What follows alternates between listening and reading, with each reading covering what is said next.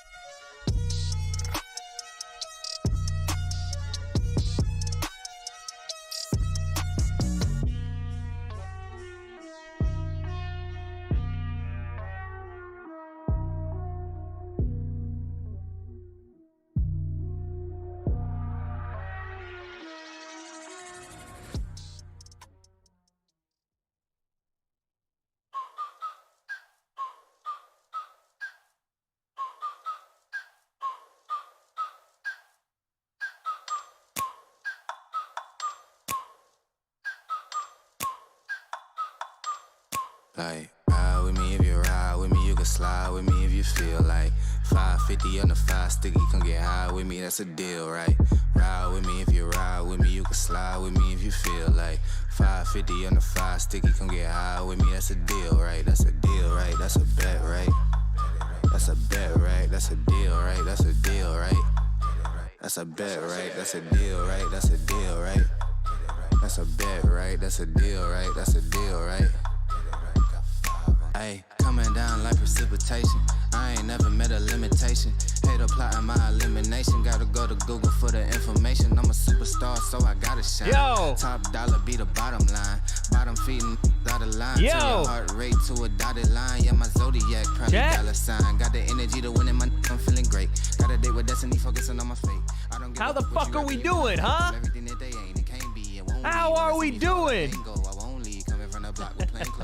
It's good to see everybody, man. It is very, very, very good to see you guys. Yeah, I'm old as fuck, all right? I'm old as fuck, I understand. The big 3-0, you understand? That's the only time you see me catching zeros, and I'm bagging threes like I'm Steph Curry, and I don't mean the ladies I be getting. Those are 10s. Never mind. Anyway, chat, it's good to see you. It's great to be here in the place, the only place I'd really want to be, with my community. And funny enough, we just started the Bilal Muhammad and Sean Brady fight. We're going to get to it. I'm going to watch it. We're not going to cover it fight for fight like we will with the main card, but I am keeping an eye on it because myself and my brother Faye Sensei have picks on the line tonight. Punishments incoming as well. But I want to take just a second and say thank you guys for making my birthday, for making this channel, for making this community the best on the planet. This has been a crazy year when I look back at it, and I'm not talking about what I do in the club when I look back at it, you know what I'm saying? But it's been a wild year, man. We have grown so much as a community, so thank you guys for that. The 3-0 is staying the entirety of the time. It's a celebration, man, so get your confetti out. Oh, Sean Brady throwing Bilal Muhammad around a little bit here. But yes, everything is going down right now. Okay, so I do have to get this part out of the way, and I'm just going to be honest with you guys because it's just one of those things. I need to be honest. So we'll cut the music for this part. This is the not so good news, and then we're just going to talk about it, and then we're going to move on because I have to tell you, it's been on my mind for a while now. But over the last, I would say, 3 to 4 months, yeah, boy has been dealing with more health issues, unfortunately, and I don't really know what's going on. We still are trying to figure it out. But we might have had an answer yesterday. Yesterday I was at the vascular doctor. Again, this is not anything bad. I'm okay, but we just got to talk about it. Basically, long story short, I have something called May-Thurner syndrome, and I don't really know what that means just yet. We are gonna figure it out. It's a vascular issue that's messing with a lot of my lower body and my abdomen area, but we're gonna figure it out. It's good to know that there's something there. It's good to know there's maybe an answer. We haven't had really any answers, but that's all we're going to talk about it. It's no big deal, guys. We're going to be fine. I just want to let you guys know what's going on with me at all times because it's not fair to you guys if I'm out here skipping video days or I'm not necessarily talking about what's happening. It's on my chest. It's been weighing on me. So I wanted to get it out to my OGs, man. We got 1,000 people in here. I appreciate all of you guys. But it's still a birthday celebration, and I wanted to play the song from Drake, It's Your Fucking Birthday. But I couldn't because of the DMCAs, so I didn't even mean to make that rhyme. But anyway, we're going to figure this thing out.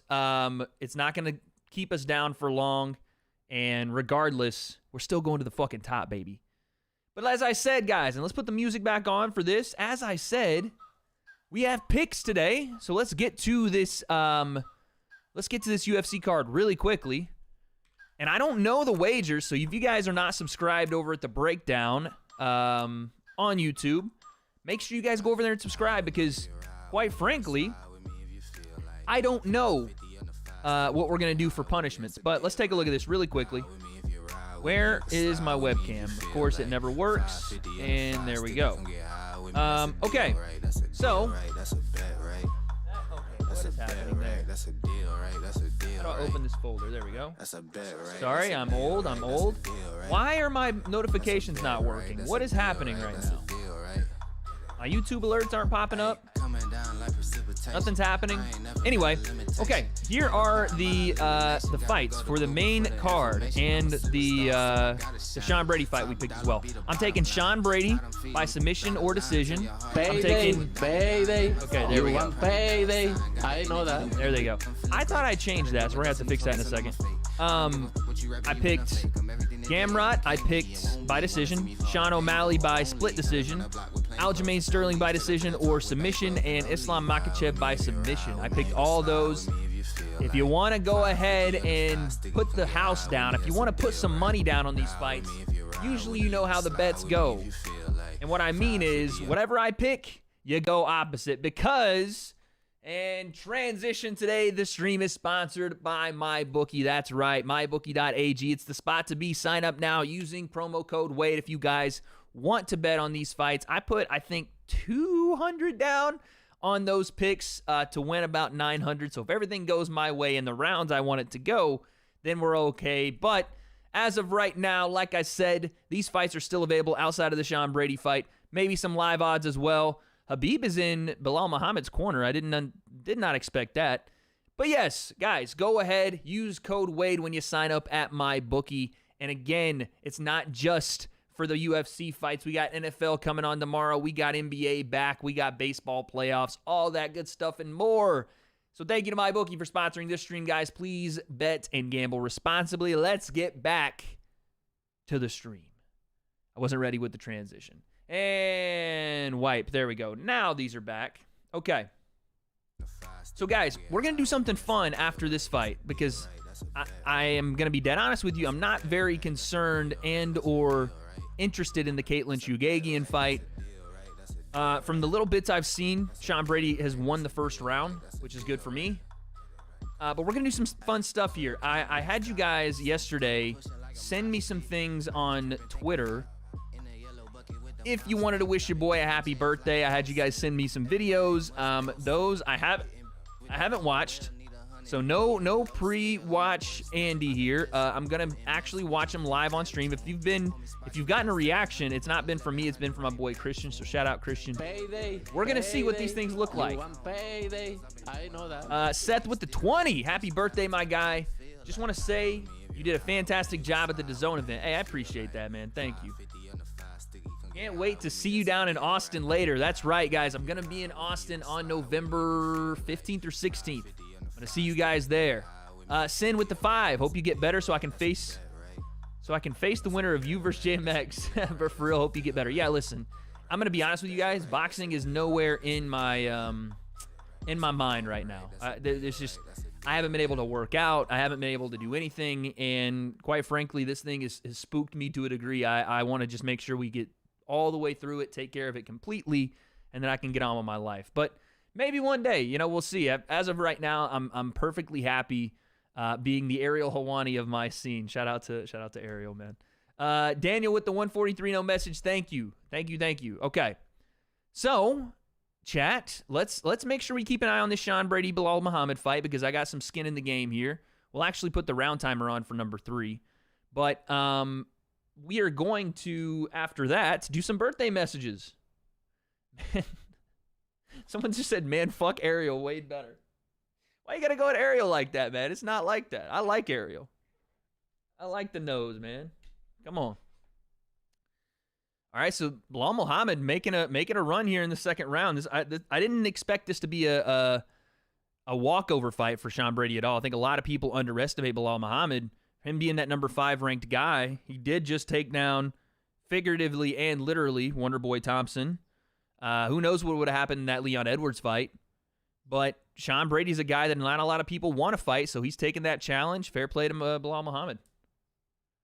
Ariel is the cringy version of Wade? Nah, come on, man. Ariel's goated, bro. If there's no Ariel Helwani, there is no Wade concept. I'll say that.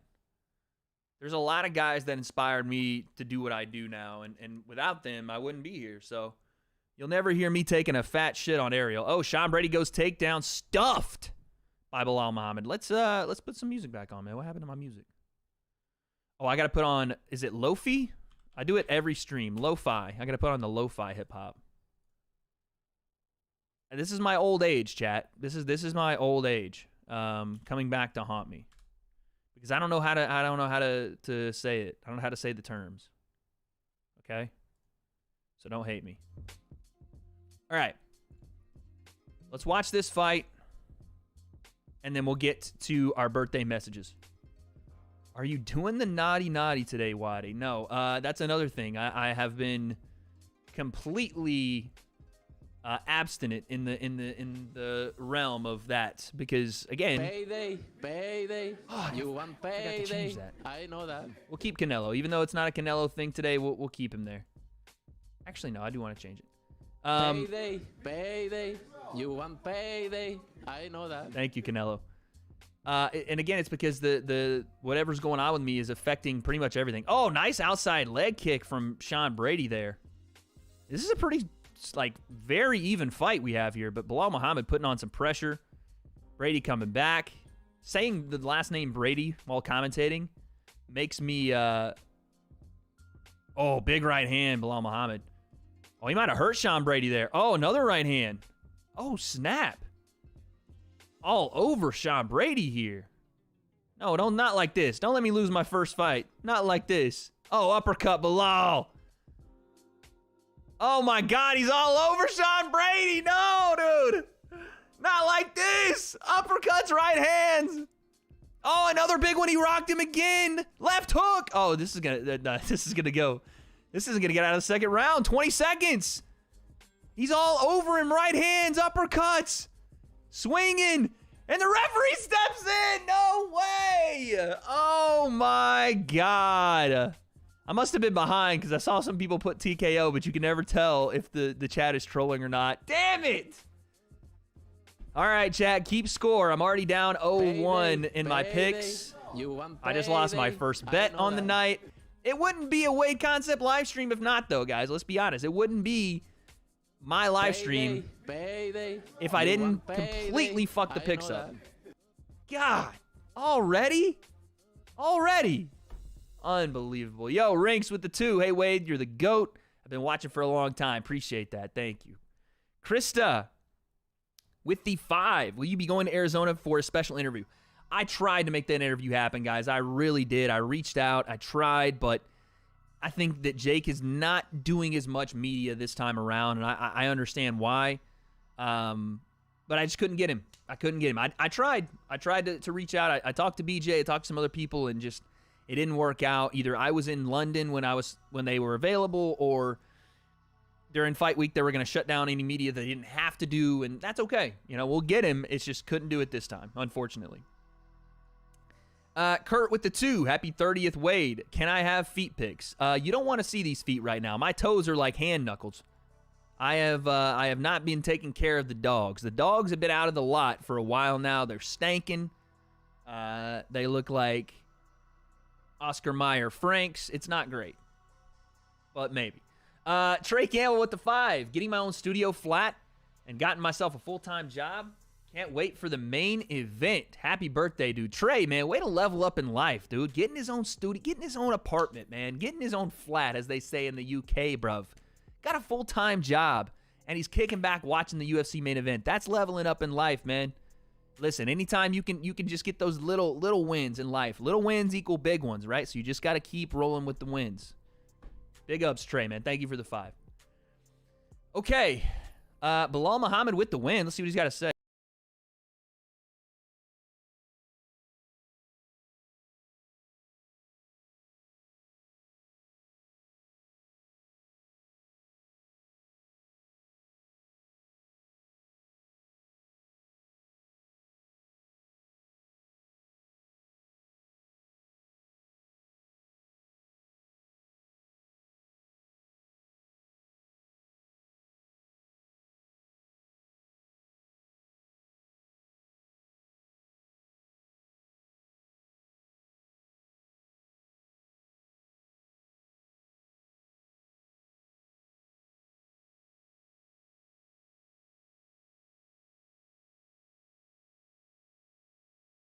Oh, my days. I'm so sorry, y'all.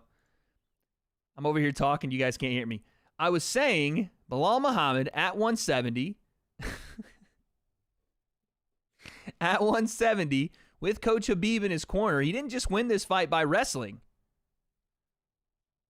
He pieced up Sean Brady. And again, the way that Leon fight ended, you never know. You never know. Maybe he's got a shot here.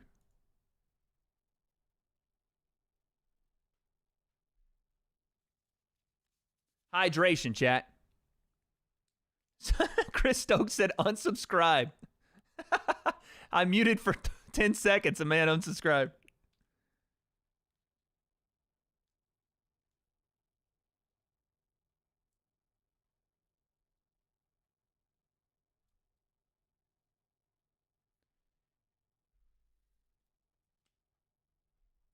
Well, Muhammad just called out Hamzat Chimaev, called him the big bad wolf. Damn.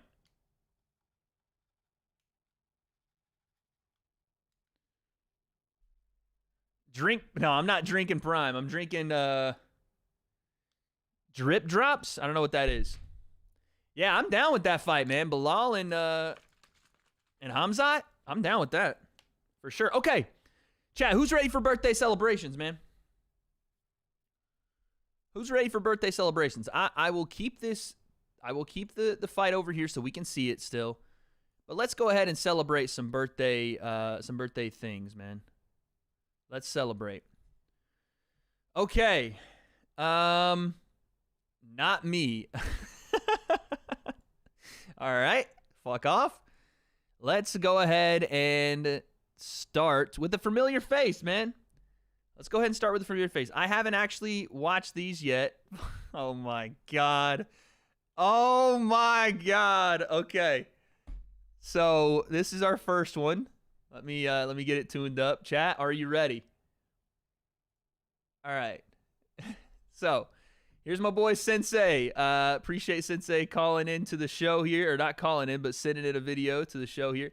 Let me go ahead and minimize just down here. All right, chat. Let's hear this. Oos, Face Sensei here. Happy birthday, Wade. Officially joining the 30 Club. And, yeah, for your birthday, I'm going to hand you this big fat L because you're taking the 2 losses here. Whatever your picks were for this fight, you're going to lose. And you're going to... Guys, you make sure you have a good challenge for him. You guys made me do the 1-chip challenge. Okay, it nearly died. My stomach, my other parts of my body. Okay. Yeah, happy birthday. Oos. That's my guy here. But not only did Face Sensei send me this, I haven't watched this video, but I saw the picture. Okay, chat. If you understand what happened at Creator Clash, this is the best birthday gift anybody could give me. All right, so I don't know. Oh my god. Okay. Here we go. Folks, this is I think this is Airsoft Fatty. Here we go. Hello there, Wade. Or should I call you Mr. Plum? I have a very important message for you from someone very close to you. See, they have a very important message they want to make clear to you. And that is what I am here to say. And what I am here to say is, happy birthday to you. Happy birthday to you. Happy birthday, happy birthday, happy birthday to you. Some would say that the performance was as nice as cookies on this door last night. I must to say it made quite a big boom boom. Oh my god.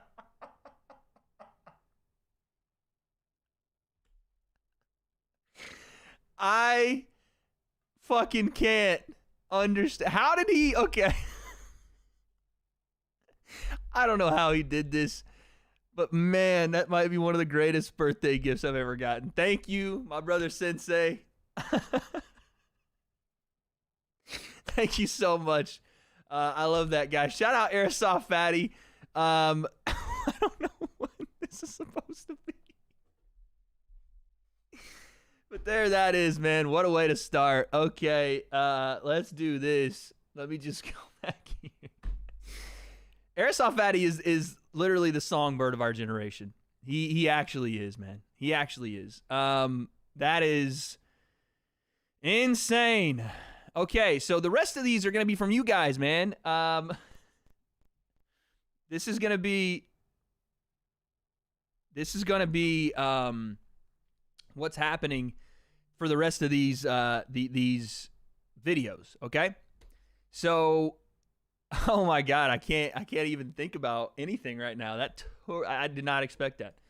All right, so the rest of these are going to be videos from you guys. This is from Winter Nano. All right, let's see. These have been screened, so I hope I hope nothing terrible happens here. And here we go. Happy birthday, Wade. When are you gonna step in the ring? Happy birthday, Wade. When are you gonna step in the ring?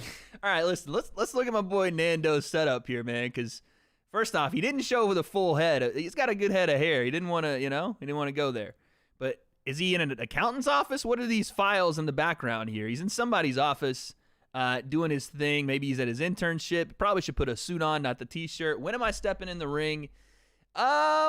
He's in his dad's office. Maybe. I would say I'm not going to step in until I'm fully healthy and ready to do so. But I appreciate the birthday wishes, Nando. Thank you so much, man. Thank you. I love it. When it was a 3-second video, I knew something was a little sketch there. I was like, oh, okay, what's happening? All right. So this is, oh no. This is an individual that goes by McWeeks. And he has been supporting the channel for a while now. I actually did an interview with him when he first made his deal. Chat, I don't know what this is. It's 47 seconds. But we are going to find out. And as far as people asking, when's the fight start, we're on the main card, but we're about to watch the Caitlin Chugagian fight. So I don't think you guys will mind if I skip that one, right? I don't think you guys will mind. So let's instead take a look at this. All right, let's take a look at this while that loads. All right, McWeeks, hit me with it. Ladies and sticks, tomorrow is a special day. He sent it yesterday. And I'm not talking about UFC 280. No, I'm talking about the man, the myth, the fucking legend, Wade Plem's birthday. But there's more. Keep those overrated Snoop Dogg wine bottles closed. There's more. This man just broke a wine bottle in his room. Show you on my little iPad here. Okay, what is this? Yeah. Nah, fam. Nah, dude. That's right. It's National Nut Day. W. And there has to be a way to merge these days together and celebrate them at the same time. Because if I've learned anything... Oh, no. Time is money. That's why I only last 30 seconds. So all I could use is my mouth, right? What? You can't just end the video like that.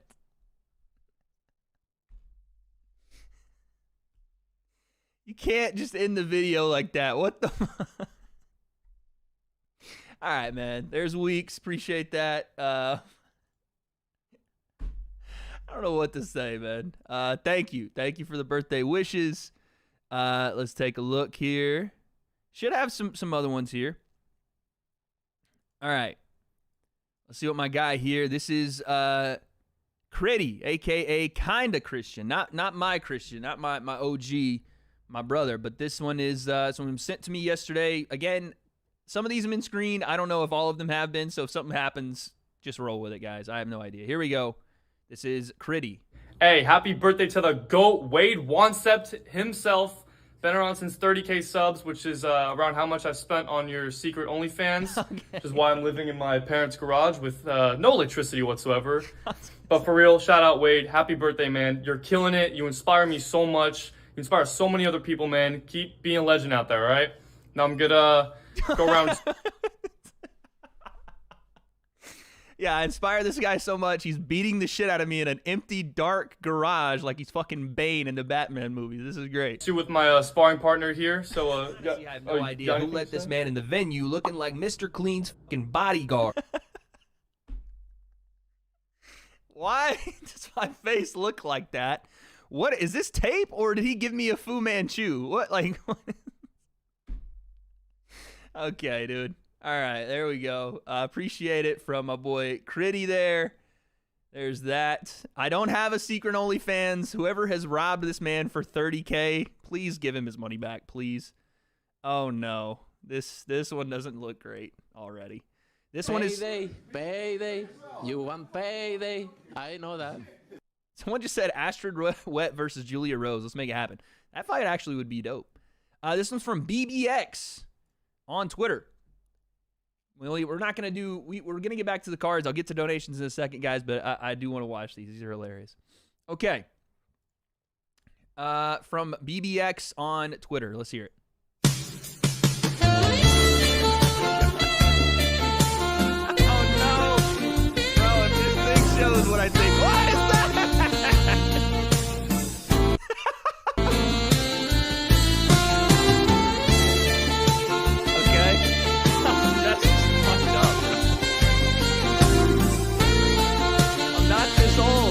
Why do I look like Joe Biden? I'm not Joe Biden. This is not. Happy birthday, Wade. You're the definition of hard work and huge inspiration. Hey, man, I appreciate that. But I have to go back to something. This is not what I'm going to look like as an old man. This can't be what I'm going to look like as an old man. This is like Captain Rogers at the end of Infinity War, or not Infinity War, at the end of Endgame mixed with Joe Biden. I mean, I don't mind it, but damn, this one's just straight up violation. You guys, when you put these shits out, I have white hairs on my ear. So fucked up. Somehow I got more jacked in the old man pick, which I'm not even mad about. This one right here, what the fuck? What is this face I'm making? It's not the image I want to give. She should be running to me because she's my gal, all right? Running into my arms. But thank you, man. Appreciate that. Someone said looks accurate. Okay. Thanks. Oh, my God. All right. Let's see. What else we got here? Oh, my God. That shit. Y'all are too funny, man. Y'all are way too funny. So, Astrid said she was going to send a video yesterday. I haven't received that yet, so Astrid, if you're still looking to send that vid, I might view that one off stream. But all right, this is my guy Prab. Haven't really seen much from him in a while, but let's take a look at this, man. Let's take a look at this. Let's go here. Boom. All right, let's take a look. Wade, what's good, G? First off, the man's has no business being that handsome. No business being that handsome right off rib. You can't be licking the lips and stealing every one of the 3 girls in this stream, dude. You can't do that. Way, way too handsome. I'm taking my little cousin swimming right now. Look, you want to see I'm at a fucking community center. There he is. But happy birthday, man. What you fucking accomplished in this community is wild. You've been ghosting me for a very fucking long time in the DMs. I don't know if you like me or not, but I'm gonna say happy birthday. But still, you're an attention seeker. I am too. I'm gonna still ask you, come on the No Limits podcast. It'll be worth your while. Trust me. So yeah, I promoted my podcast on your birthday. I wonder how that makes you feel. But have a good one, man. This man just plugged his podcast on my birthday. Listen, Prab, I'm not ghosting anybody in my DMs. Here's the thing, okay? My DMs go through a filtration process like your water does, except for in Flint, Michigan. If it isn't on my main page, because my DMs are mostly filled up with sources and people I'm trying to reach out to on the low, and Astrid W.A.D.E and some other people, all right? But I'm not ghosting you. I will come on the No Limits podcast. You have my word, man. Appreciate you. Thank you for the birthday wishes. And I can't even hate it. He plugged his podcast, but I can't hate it, man. He's hustling. I can't hate it. This guy, man. Oh, man. We'll do a couple more. A couple more. Let's see. Oh, no. We got some singing vocals here. Guys, if you're asking what's happening on the UFC card, nothing's happening right now. Okay, so don't worry, you're not missing out. They're literally just running the card down, and they're showing the Black Panther thing. Payday, you want payday? I know that. Chat, without spoiling, and if you spoil, I will close the chat. Actually, I'm not even going to say it. I'm not even going to say it because I know you guys will spoil. I'm not saying it. All right, let's see. This is Daniel Santos. See what he's got to say. Yo, Wade, I just want to take some time out of my day. Wish you a happy birthday, man. You're 30 years old now. You old as hell, bro. But that's okay. Keep succeeding. Keep it going, man. You're killing it with the game right now. Appreciate it, Daniel. Wade, you're 30. When you're with Astrid Wet, it gets dirty. Yo.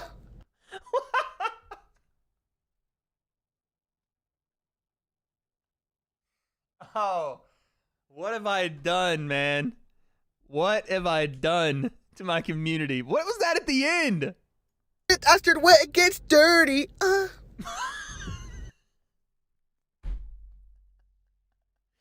I mean, he's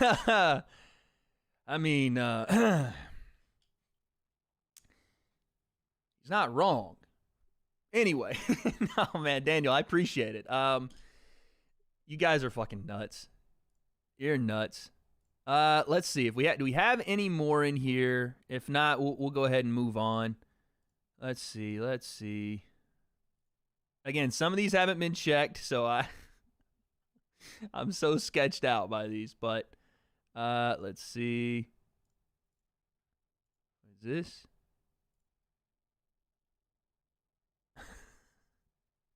Okay. This guy I'm not even showing that. Can't show that. Oh my God.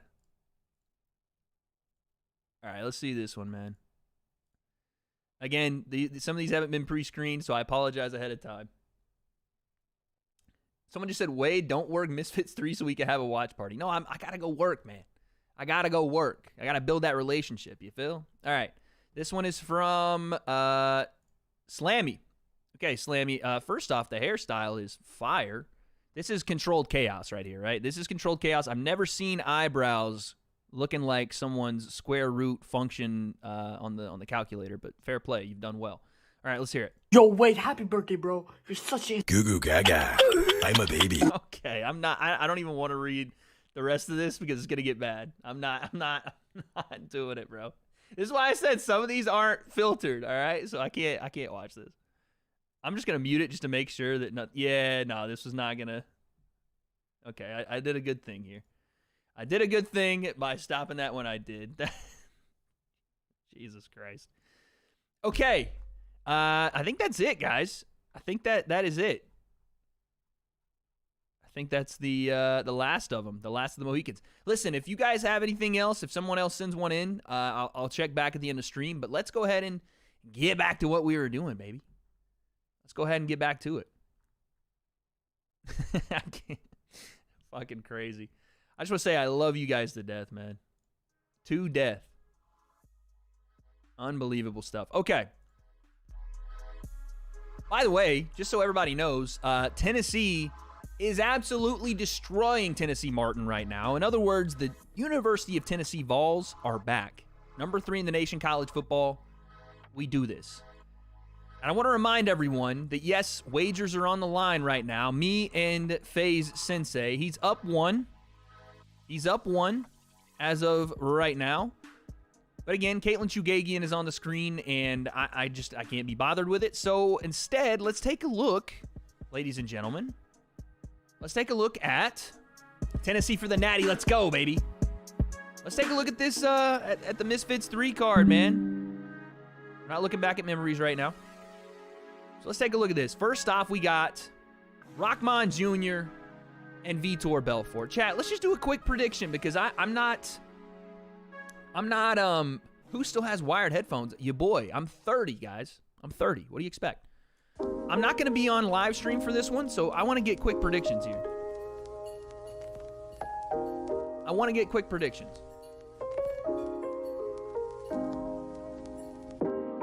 Because I don't think you guys really even understand how big of a matchup this is.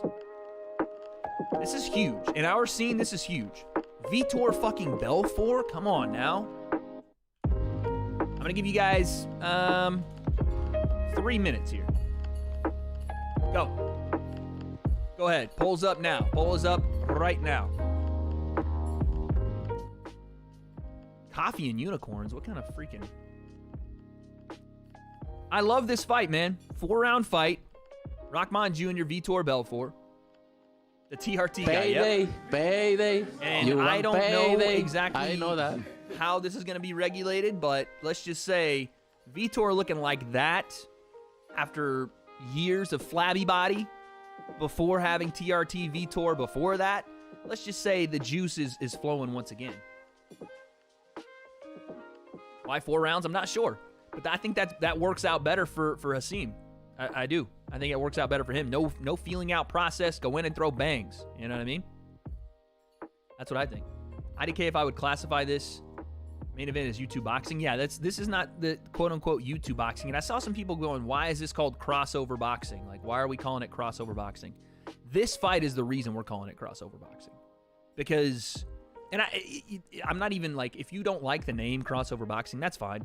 But you can't call these two influencers. You can't call them YouTubers, right? These are professional fighters that are like headlining a card with YouTubers and influencers. So if you're going to look at the totality of the card, it makes sense to call it crossover boxing because it's a cross between professional, influencer, and YouTube boxing. You know what I mean? Why wouldn't this be on BoxRec? I don't know what's been going on with BoxRec lately. They haven't listed a bunch of some of the like pro fights here in the States. Like even some of Jake's fights took a while to get listed. I don't know what they're doing over there. Rahman Jr. with 83% of the vote. 500 people have voted. I know that. How we have 1,800 people in here and only 500 have voted? Oh, by the way, I've just completely ignored donos. Let's go back and look at some of these donos, man. Seth with the 20. Happy birthday. Want to say you did a fantastic job. Yep, saw that. Saw that. Kurt with the 2. Happy 30th, Wade. Saw that one. Trey saw that. 1 with the 5. Thoughts on Deji, Jesus. Thoughts on Dean the Great versus Wallet Sharks. We're about to talk about it right now. Also, happy birthday, Wade. I love that fight. And as soon as this prediction's over, we're going to get some more picks here. Vegas Vips. Mayweather mad brave for getting in the ring with Deji. Facts, dude. Facts. By the way, did you guys like that video that we did in Sheffield? That was one of my favorite videos to do in a while. I really enjoyed that. I think we're going to do more content like that, especially out in Dubai. I got my boy Christian coming with me to Dubai, so we're gonna cook out some content. We're gonna get back on track, man. Like I said, with the health stuff and everything, the last couple weeks I haven't been in the place I wanted to be as far as content and just bringing it. We're getting back to it though.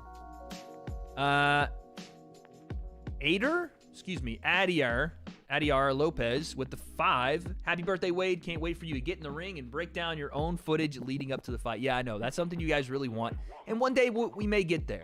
For now, I'm okay doing my commentary. But maybe one day. Thank you for the 5. Noah with the 5. Would you rather see Hamzat fight Colby or Bilal first? I would rather see Hamzat fight Colby. And it seems like the promotion wants that. That's just because of the build. The fight itself makes sense because Colby coming off the loss, now trying to work his way back up to the top once again. Hamzat trying to run through the entire top 5. It makes sense, and that the matchup stylistically is fun. Colby's pace, Hamzat's just raw aggression, power, skill, and then he does lack some in the cardio area, at least from what we saw in the fight with Gilbert Burns. He started to get a little winded and tired, so that'd be fun. But I do still think Hamzat's going to give Colby problems. Vegas Vips again with the 2. Rahman loses. I know that. And forced to eat ramen noodles for years. Yeah, that may be a wager for him. Ray with the 20. Wade Suave. I need advice. Hit it off with this girl. We talked for a month. Oh, hold on. Let me get these on to Professor Wade, Dr. Wade in the building. I hit it off with this girl. We talked for a month. I'll spare the details, but she blocked me. I went no contact, focused on myself. After like 2 weeks, she unblocked. What do I do now, brother? Keep to myself. Yes, I would say you keep to yourself because just those 2 weeks that you spent, like, I don't know the details and I don't think you need to share them. But for whatever reason you got blocked, it was probably a combination of stuff on your end and stuff on her end, right? It was like maybe some miscommunication, maybe some things were said that didn't need to be, but when you went no contact, focused on yourself, after 2 weeks, she unblocked. I would say the best thing to move forward is continue focusing on yourself. If you like this girl and you want to revisit that, it's going to have to be her now coming to you to go ahead and do that, because it doesn't seem like, at least, it was you that wanted to be blocked or that wanted that relationship or whatever to end. So you focusing on yourself and getting better, getting more physically fit, getting more educated, well-rounded, whatever it is. Payday. That You in want turn, payday. I know that. That in turn gives you a better quality of life. And if she happens to want to be a part of that, great. And you guys can maybe, rekindle or do whatever. But if she doesn't, it doesn't affect your life moving forward. All it does is show you don't need someone else's validation. You don't need, even you saying after 2 weeks she unblocked, I wouldn't even worry about it, right? Like, trust me, I've been in situations where you're just like, what happened? But regardless, focus on yourself, do your thing. If she wants to be a part of your life, cool. That's awesome. But if not, there's other people out there. And the faster you learn that, the easier it'll be to move on and continue focusing on yourself. Keep on the grind, brother. Appreciate that, though, Ray. Payday. Why am I not watching 280? I am You watching want 280. payday? I'm not I know super that. interested in the Caitlin Chugagian fight, if I'm honest. And she missed weight, so there's a little bit there. I'm like, eh. Reboot with the 2. Kenzie Morrison versus Robert Sims today. Who wins? I have no idea. I like Kenzie Morrison. I liked his dad before the whole hiding the fact that he had HIV. So I'm going to say Kenzie. Pat with the 5. Hey, Wade, just wanted to say happy birthday. Have an awesome day. And remember to dance. Dancing is a birthday requirement. I'll try to bust a move, Pat. Thank you, man. Appreciate that.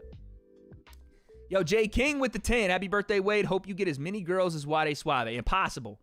Man's Riz is crazy, so it's impossible.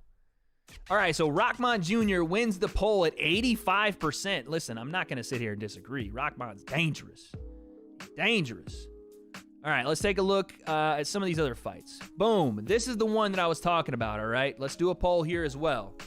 This one's interesting. This is probably, as far as the competitive fights in the YouTuber boxing space, this is the one.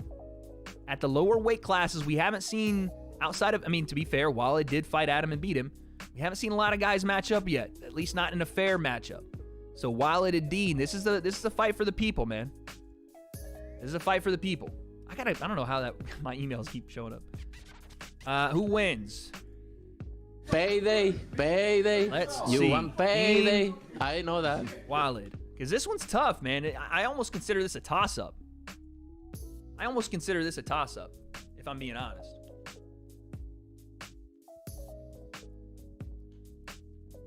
Adam and W.A.D.E had a draw. I'm pretty sure... No, I understand that they had a draw. When I went back and watched it, I thought W.A.D.E Sharks won that fight. That's why I said that. I feel like it's not as fair as people are saying. W.A.D.E has more amateur in-ring experience, no doubt. But Dean is also a guy that has experience, maybe not through the amateur ranks, maybe not in-ring as much, but he has a lot of experience. I was going to say a lot of, listen, I'm not going to say if you thought Adam won or if you thought it was a draw, fine. I just thought W.A.D.E Sharks won. W.A.D.E? It's W.A.D.E? Okay, my fault. W.A.D.E Sharks.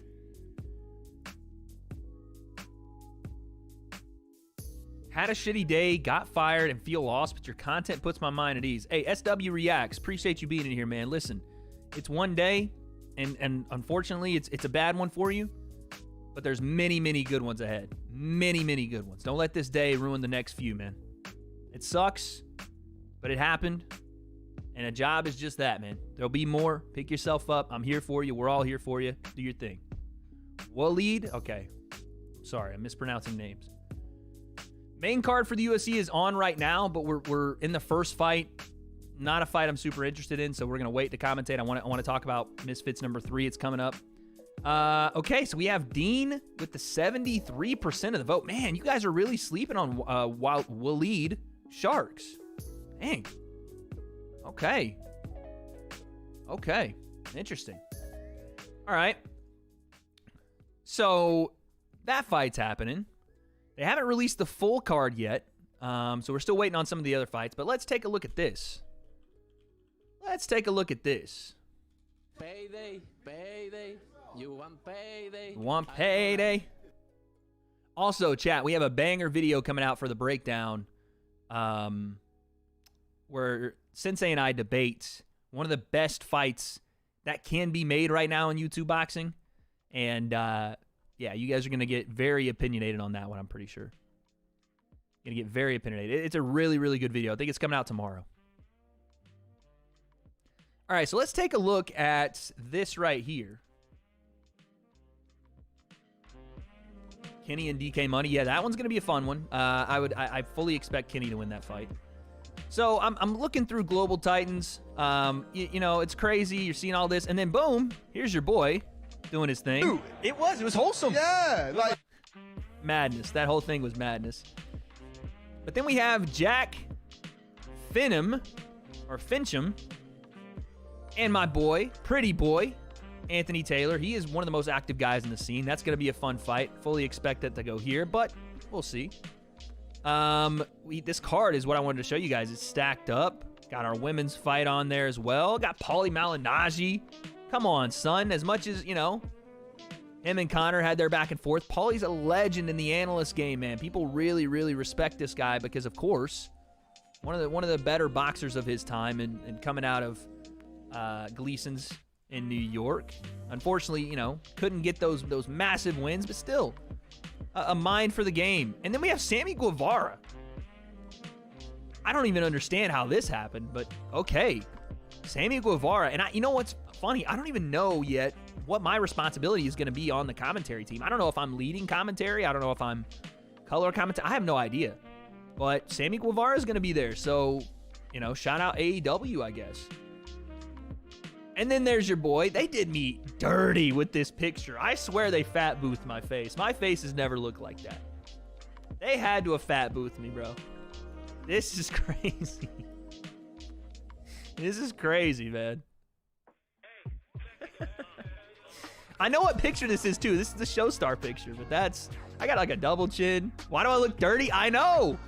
I think that was trying to be, it was an effect they tried to use, but, you know, it is what it is. I'll be there, though. Some fun fights, man. This is the full card as of right now. Bobby Fish, another AEW/WWE/mixed martial artist. Tommy Fury's on the card. And the main event, as you know. So we got 9 fights here. Solid card. Solid card. And then, so this happened. This is Lauren Alexis. Now, I hadn't done my research at the time of her coming on board as far as, you know, her significance in the YouTube boxing scene. Things like that. But since I've started my research, and I think she's you know, far and away qualified to be a digital correspondent. She has experience in the space, and she's well-rounded. Let's just say that she's very well-rounded. So I'm looking forward to speaking and commentating and convalescing and being around Lord Alexis. Next up, sorry, I just was scrolling through doing some things. This is a fun fight too, man. Herrera's 8-0. 21-8 for Franklin. This is fun stuff, man. These are great fights. So they just got her to look at. Okay, you know what? That's not true. How dare you, sir? How dare you? But there it is, man. There it is. That card's gonna be a fun one. I'm gonna see what this Waleed and Dean poll. Man, you guys are still rocking with Dean heavy. Fair play. Fair play. All right, let's go here. Let's watch the middle of this Chugagian and Fiorat fight. I'm gonna turn the music off for you guys. Yeah, bro. Oh, and I got you. Don't worry, man. I got you.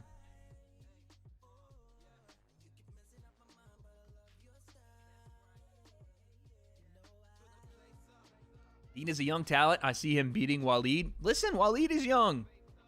What is he, only 19 years old, 18 years old? He's younger than Dean. And that's the thing, man.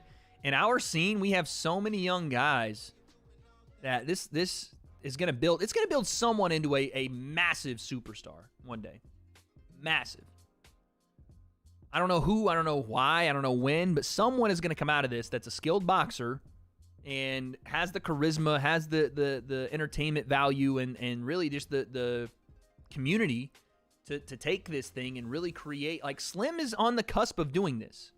You know, Slim was already a YouTuber, already had a massive following, but his journey has kind of been a roller coaster, right? And then YouTube boxing came along, and he has fully taken advantage of that. Like, to a degree, I don't think anyone else really has. Maybe Deji, but everybody else already had that massive, you know, and then they transitioned. Slim was using this as his build back, and he's done that. Gib as well, I would say. But Gib already had massive following. Yo, J King, thank you for the 10, man. Noah with the 10. Happy birthday, Wade. I love John Anik, but when the fam is sleeping, I sync up your commentary on the pay-per-views. Hell yeah, I love that. Anik's the man, though. Also, if you can make one fight in the UFC, who are you booking? Just for the entertainment value and because I'm a Conor McGregor mark, I would say Conor and Gaethje or Conor and Jorge Masvidal. Book it. That's what I would say. Outside of that, skill-wise, if you're just looking at like who's a purely like amazing fight, the UFC done a good job of it, and I think it's Israel Adesanya and Alex Pereira. I think that one's the one that's like, man, that fight's going to be fucking fireworks. And even tonight in the main event, like, how long have we heard about Islam Makhachev being the heir apparent to Habib Nurmagomedov? And then you got Du Bronx, who is a guy that everyone thought was done. He was a guy that didn't have the mental fortitude. He was a quote-unquote quitter. And then turns his whole career around. Always had the skills, but turns his whole career around, has become an absolute, just a demolition machine. Just running through some of the best guys in the division. Poirier, nada. Chandler, nada. Justin Gaethje said he hit him, and it felt like he put his tongue on a spark plug. Like he put his tongue on a battery. He never felt a pain like that, a shock like that. That's crazy, dude. Out of nowhere. But yeah, those are all fun fights, man. Thank you, Noah. Reboot with the 2. I met Deji at the Floyd presser in Vegas. I was supposed to be there, man. I was supposed to be there, and I was in Sheffield doing my thing, but that's dope. Deji seems like he's relaxed. He seems like he's you know, got a new mindset, a sense of calm, but also he looks prepared, you know, to the degree that he can be. So I'm excited to see what he looks like. I don't expect Deji to go out and just demolish Floyd Mayweather. I don't expect that, but I am excited to see what he looks like. I really want to see what level he goes to next, because the fight itself isn't necessarily the biggest deal for Deji, in my opinion. It's not about the fight. It's about, does he look better in the fight than he looked against Fuzi?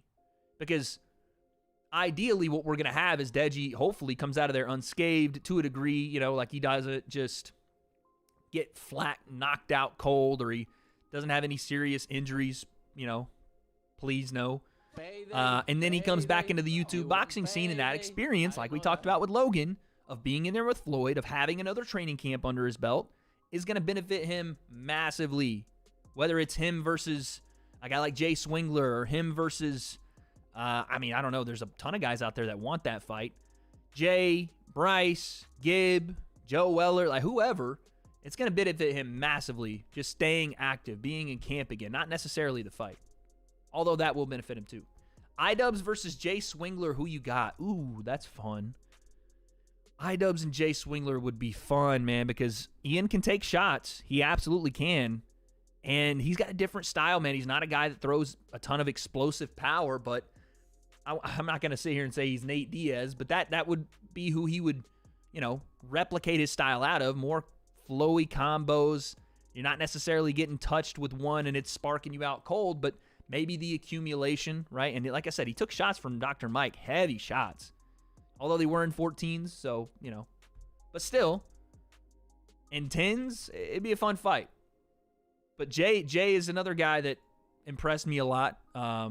Just in the little bit that we got to see, you know, he looked more sharp. He was fast. He was really, really fast. And so, yeah, that would be a fun one. It would be a close one. But I think iDubbbz has someone else in mind for Creator Clash 2. And I'm so excited about that card. Hasn't been announced yet. I don't even actually know who's going to be on it, so I'm not talking like I do. But I just know the way they do business over there, and they've been preparing in secret. That one's going to be fun. Yeah, the 43 seconds we got to see of Jay We got to see a lot more out of iDubbbz. A lot more. Which I think is good. I show Speed versus who? How old is Speed? Speed's like 18. I mean, listen, it wouldn't make sense for Speed to really fight anybody. He's such a big creator. Who would entice him enough to get him in, you know? Like, there's no one. Yeah, he's 17 years old. Who at that age, 10 million subscribers plus, is going to entice a guy like Speed? Nobody. Because I could say guys like, you know, I don't know what he weighs, but I could say guys like Fred Talks Fighting. I could say guys like Fox the G, but no disrespect to those kids. I think they're both just monsters and will be in this scene for the next 5 to 10 years, but Speed doesn't really benefit from getting in with those guys, you know?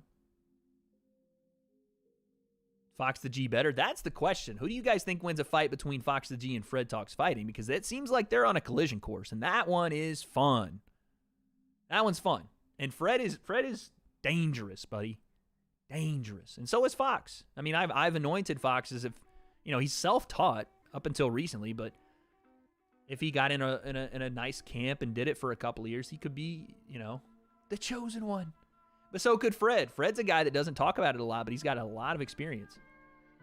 A lot. What do you think about Deji versus DDG at 165? That would be fun. I think 165 is a bit bigger than DDG is. But I mean, the fight could be made. I think Deji should be at 155 if I'm honest. Like, if he really, really got in good boxing shape, he'd be better at 55. And then that would make a lot of sense. That would be fun. I would like that fight. You know, DDG's performance against Nate Wyatt was just underwhelming for the talent that I think he has. But I think maybe with a repeat performance, and Deji would be a guy that he would entertain getting in the ring with. I've seen DDG say, you know, Dean doesn't do anything for me. Wiley doesn't do anything for me. Deji would. You know, Deji's name would. So that could be a possibility. We'll see. I have checked out Cray, or I don't know how you say his name. I have. He's good. But thinking about that, man, Deji versus DDG, that is a fun one. KSI Nate Diaz, maybe not. Probably not next or anything like that. You gonna do a vid on the All Access? I can't, so that's the hard part, guys. I can't do videos on All Access because Showtime claims a lot of it. But I am gonna do a Jake little breakdown because he does have some new footage out, and I think I could do the preview from All Access, but I can't do the full thing. They're just not gonna let it happen. They don't allow those things, chat. Which I understand. It's their content. Fair play. Oh, yeah. By the way, Slim is in Abu Dhabi right now, which is pretty crazy. So he's rooting on his boy Bilal Muhammad. That's pretty dope. That's pretty dope. Bro, what is going on in New York? Dudes got their heads in microwaves on the subway. It's wild, bro. That is wild. All right, so unanimous decision win for Manin Fiorat. You want payday? I know that. Thoughts on Astrid Wet versus the Wade concept? I don't want to fight Astrid. I don't. Those are my thoughts. She's a very nice person. I will say this. For like all the joking and stuff and the goofy stuff, Astrid is a very nice person. And I think she's got an opportunity, I said this, to be the face, possibly, her or, you know, Elle Brooke, whoever else is over there, to be the face of Misfits female boxing because she was the first win, right? So now she just has to keep training, and I honestly don't know who the matchups are, but if there's someone out there. Jarvis versus Michael Reeves? No. Michael Reeves is not going to be boxing anymore. Jarvis is going to get in there with somebody more his size, too. I think Jarvis is 150, 145, 150. So I'd say no. Minx? I think Minx is a little bit too big. I think she outweighed Haley by like 10 pounds or so. No. Meeks was first in the U.S. I'm talking about first in the crossover like Misfits scene, not first on the U.S. soil.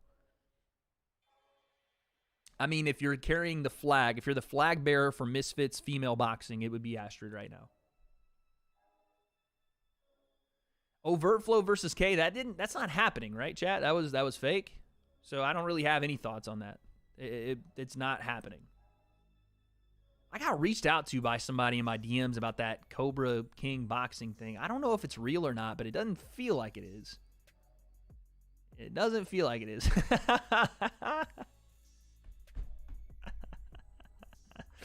So I don't know these two. I don't have to do more research, but chat, who are these two right here?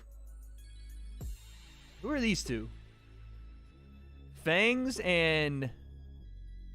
It's supposed to say Barbies? I don't even know what that's supposed to say. Gargies? Gargles? Okay. Anyway, I know of Fangs, but I don't know, like I haven't watched her content, but I know that she in some way does like react stuff, I think. But OG FIFA YouTuber. Okay. Go to her account. I'm not going to go to her account because I see this. Only Fangs. I don't know anything about that. But this is what I thought was funny. Simon's mom is fighting. Oh, fair play. That's funny. I'm not going to... I can't pull up any girl's account on stream. I can't. Just to be safe, I can't. I can't do it. You just gotta be... You can't do it, bro. Is that really his mom? Yep, it is. It actually is. Oh, they got Rose Namajunas package. Hold on. Hold on a second. Is Thug Rose back? Is she back? Let's see here. Oh, it's just a it's a doc. It's a documentary. Oh, they got Charles Oliveira walking into the building, ladies and gentlemen. He is walking into the building. Okay. We're about to get started on commentary. Let's take a look at... Oh, he is just styling, too. Got the golden glasses, three-piece suit. Sheesh. Charles looking nice. He looked super, super confident in every stare down, every interaction he had with Islam. He did not look fazed in the least by that Dagestani wrestler. Okay, so I have to win the Gamrot fight, I have to win the Sean O'Malley fight, and I have to win the main event to beat Sensei. He wins one more, and I can only tie him. So I have to win all three. This is not good. Yeah, Charles is always drippy. Fair play. He is always drippy. Imagine True Jordy versus Sam Hyde. I think Jordy would fuck up Sam Hyde. Brian would fuck Sam Hyde up. I like Sam. But after watching him fight, I was a little surprised.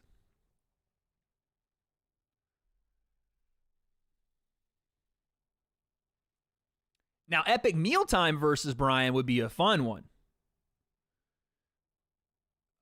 Harley and Brian would be a fun fight. That one I would be more interested in saying, okay, that'll be competitive.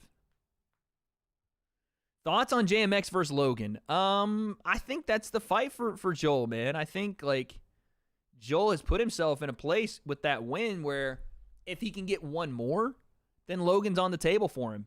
And again, Brian is True Jordy, guys. Sorry. Dr. Mike versus JMX, that's another fun one. Dr. Mike's got a tough task ahead of him right now, though. He's fighting Chris Avila. That's a pro guy too, you know.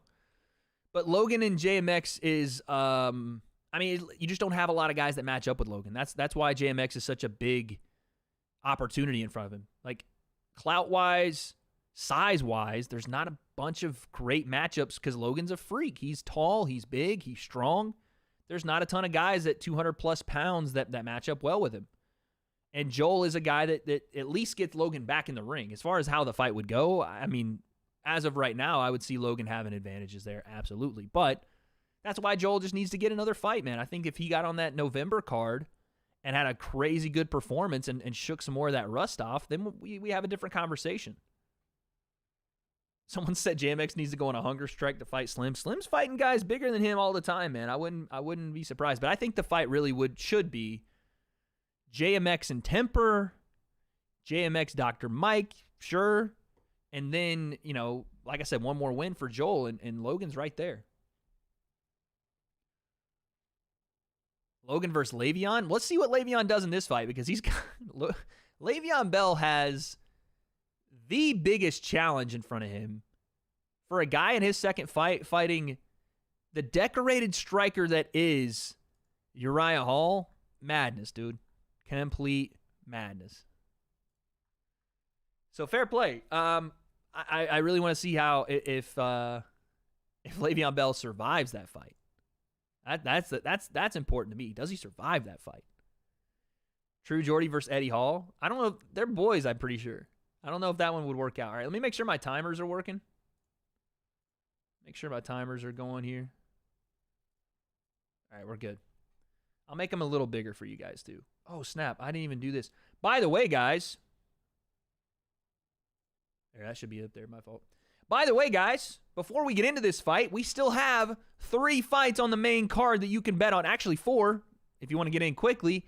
And if you're going to be betting, folks, do so using MyBookie. That's right. MyBookie.ag is the spot to be. When you use code WADE, you get up to $1,000 in deposit match bonuses. You can get in a little cheeky pick before the Gamrot and Dariush fight. They're still making walkouts. You could get some prop bets on when this fight ends, how it ends. Let me make sure, actually. I have this fight, I'm pretty sure I said going to decision. And Gamrot winning that. But if you don't have picks ready yet, go ahead and head over to MyBookie and drop those picks down. If you are of legal age, of course, and you have the funds to do so. And please, please always gamble responsibly. And also, there's 3 more fights on this card. You have Petr Yan, Sean O'Malley. You have Aljamain Sterling and TJ Dillashaw for the 135 belt. You have Charles Do Bronx Oliveira and Islam Makhachev for the lightweight belt. All those fights you can still make picks on, and you can do some fantasy prop bets tomorrow. You can do some betting lines tomorrow on the NFL. You can do all the stuff that you want to with your favorite sport. I'm talking basketball. I'm talking baseball. You do it all at MyBookie, and make sure you use code WADE. Thank you to MyBookie for sponsoring this stream. Now, let's get back to the Gamrot and Dariush fight. We're putting predictions in the chat this time, guys. I need to see predictions. Who wins? Let's go with Dariush and Gamrot. Boom. All right, let's take a look at donos here. Wade versus Roundhouse FM. Yeah, my boy Riley, man, I miss that guy so much. We won't be fighting, but I really, really want to do commentary with him. We talked after Misfits X Series number 2, and man, I miss that guy. And I think he would do so well, honestly, as a lead commentator. As a lead, I think he'd do better than I do. But then again, he might be better as a color guy. I don't know. But one day, him and I got to get on a call together. Me, him, and Sensei, elite. That'd be elite. Vegas Vips again with a 2. Astrid Wet versus Logan Paul. They both kiss up to KSI. Oh, fire bars. Okay, Vegas Vips taking shots. They both kiss up because she had to, she had to go up to kiss him. That's fire. Waffle Taco, happy birthday plus birthday bid and DMs. Okay, I'll take a look at that after the fights here. But appreciate you, Waffle. Thank you for the 2. Prob with the 280. True Jordy versus Bradley Martin. By the way, I just saw Leon Edwards in the crowd. I see Ioana and Jacek. Ioana Campion. I see Alexander Volkanovski. He actually weighed in on weight at 155 in case something happened in the title fight. True Jordy, Bradley Martin. Man, that'd be tough. I don't really know if Bradley has any striking experience. I know he has some wrestling stuff. I don't even know if he's has wrestling. I know he's just a big fucking guy. So I don't know, man. I think I'd still lean Brian. I'd still lean True Jordy just because I don't know if Bradley Martin's ever boxed. He's a big, strong dude. Fast, I'm sure, but I don't know. Okay. Beneil Dariush. Mateusz Gamrot. 33 and 31 respectively. Reach, not so different. Height, not so different. I expect a fun fight. I expect fireworks out of this early, and then I think guys are going to settle in, and Gamrot wins a decision. I turn my music off. Okay.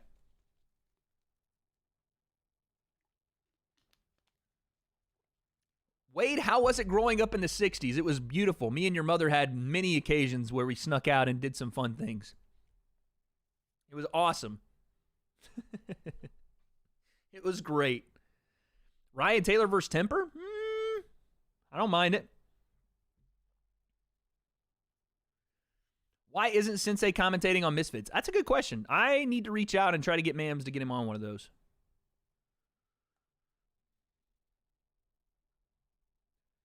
Wade Thick also Wedgie versus Layweather. It is weird when you say Wedgie and you're referring to W.A.D.E, but it sounds like, you know. Appreciate the thick 199. Appreciate that.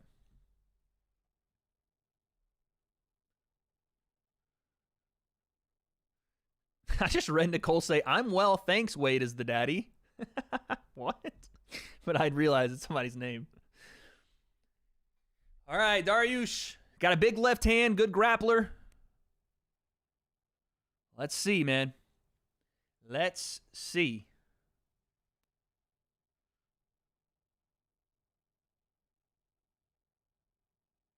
Oh, I got to get my round timer ready. All right, round one. Here we go. Referee said, have fun, gents. Right hand into the shot from Gamrot already. I thought he'd come out like a fireball. Dariush with the big left hand. Always got to be wary of it. Head kick misses from Dariush. Goes to the body. That misses. Oh, that was a nice left hand attempt, but parry just caught in the middle of it by Gamrot. Some bleeding on the back side of the head from Gamrot already. Oh, man, he ran into a knee, but he goes single leg takedown. Dariush stuffs him, though, and takes his back. And now we got a scramble here. And now Gamrot gets to full guard out of that somehow. And now he's chasing that, gets the back, and Dariush starts scrambling. This is great. Now Dariush has nasty leg locks. Got to be careful. And now Gamrot tries to get to the back. Both guys get to the feet. And they get to the cage. Wow.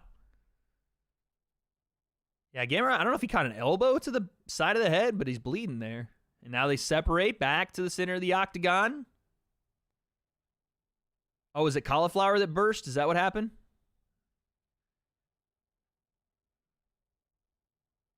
Interesting. Most underrated fight on the card? Yeah, I agree.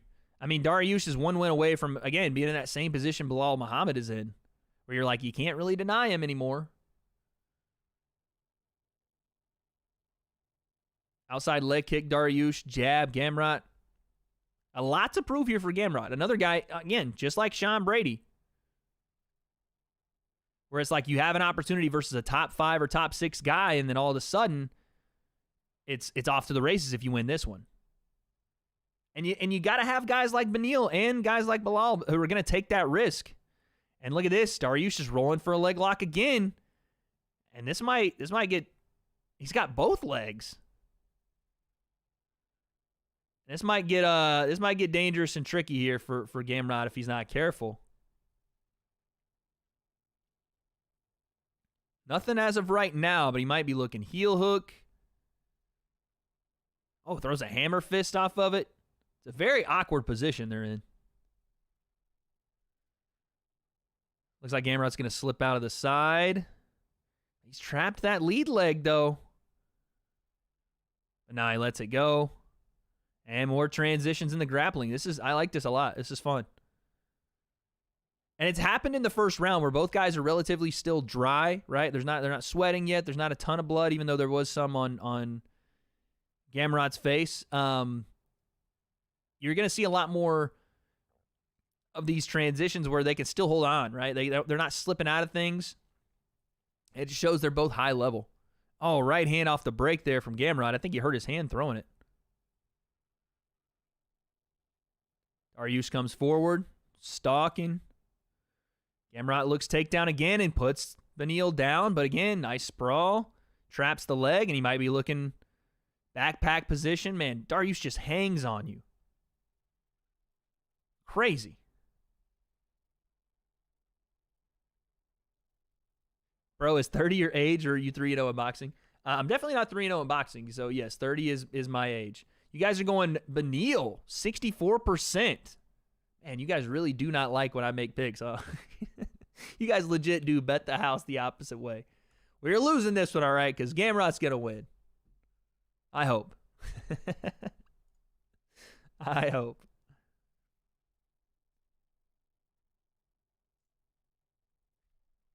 As of right now, though, Dariush is staying in a little bit of a cross-top position, trying to trap the left arm. And he already has the right arm trapped with his leg. It's almost like a half backpack position here. Need that forfeit concept? 30 isn't your age, buddy. It's your body count. Not at all. Not at all. All right hand again off the break there from Gamrot. Around 30 seconds left. Beneil's got a little bit of a cut over his right eye. Big body kick, Dariush. That was nice.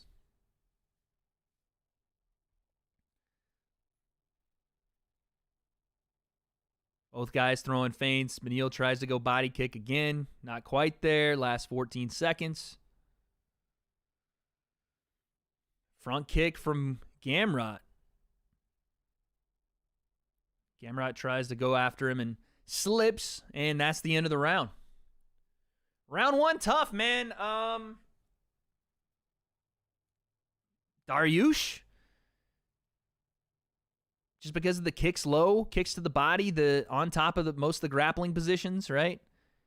I don't know if any of those counted as an official take. Maybe one official takedown for Gamrot.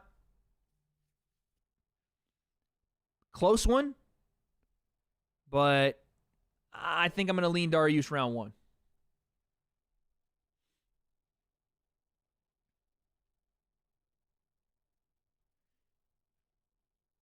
They're telling Dariush to look for a counter because he's going to start shooting, talking about Gamrot. So feint, shoot the counter as he shoots. Smart.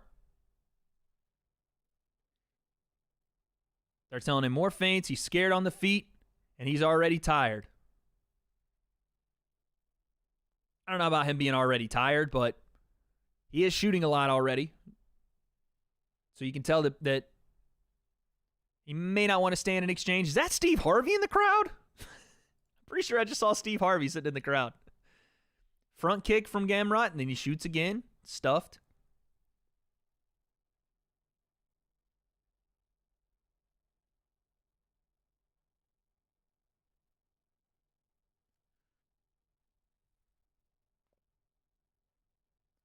See, the thing is, and DC saying that Gamrot probably won the first round with the takedowns, it's hard to really say, like, again, Beneil sprawled and really defended a lot of these takedowns. He got taken out once with the high ankle pick, but I don't know if the other ones counted as takedowns, right? Because in most of those cases, he wasn't put on his back. He was maybe one knee on the ground or two, but in a sprawl position, ended up on top. I don't know. It's tough. Yeah, Harvey's in the crowd. He's just sitting there like by himself. I noticed the mustache first. That's why I said that. And they asked Dariush for feints here in the second round. He's already given those low level change feints. I'm expecting that left hand to come across the top here. Gamrot goes southpaw. Left hand to the body, right hook up top. Jab from Dariush.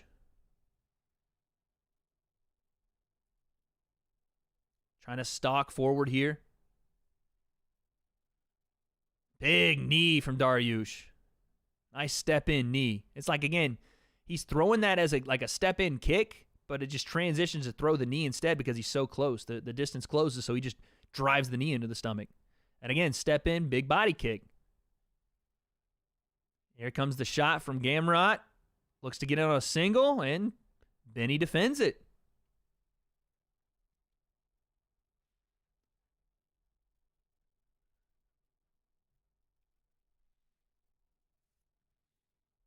Nice jab there, Gamrot.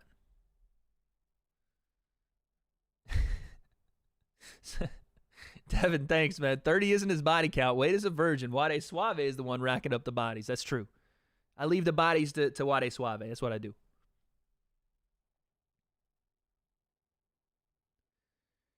Both guys trade jabs there. I think this is a better round for Beneil as well. And again, I give him the first round, but I think it's more so his round clearly here. Like, I could see you giving Gamrot the first, especially off the takedown attempts. I don't know about the lands. Oh, nice right hand there from Gamrot. But I would say Beneil's, this has been his round so far. Oh, that was a nice fake, though. And again, Benny defends, but that was a beautiful fake takedown to right hand from Gamrot. He landed that one flush. Then he shot, and Beneil said, no, sir. Outside leg kick from, left hand as well from Dariush. He's so, I don't know how to describe Dariush. He's just, it's awkward. Like, I don't want to say awkward, but it's just interesting. His style is so different. It's not like you see shots coming that are super technically proficient. Like, he winds up that big leg kick, and he sprawls here, defends a takedown. He winds that big leg kick up, and then even as he lands it, you have to be aware of that left hand because he throws it right behind it. And again, he overthrows his left hand, but still somehow has the wherewithal to pull and lean on shots and then be in great position to throw counters. Inside leg kick, Dariush.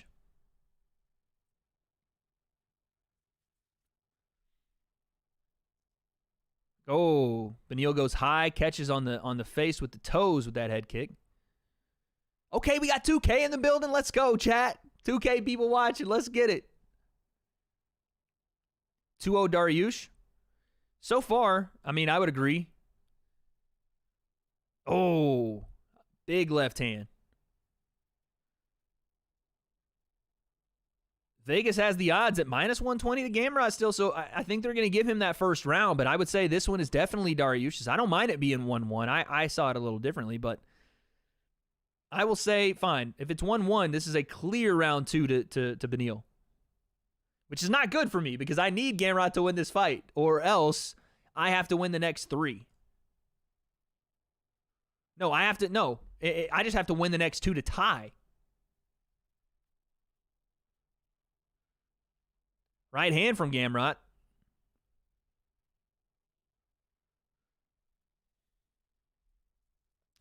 Somebody's asking about Salt Poppy versus Gibb. Fun fight, tough fight. I would lean Gibb right now just because of the amount of stuff that. Oh, there's a takedown there from Gamrot at the end.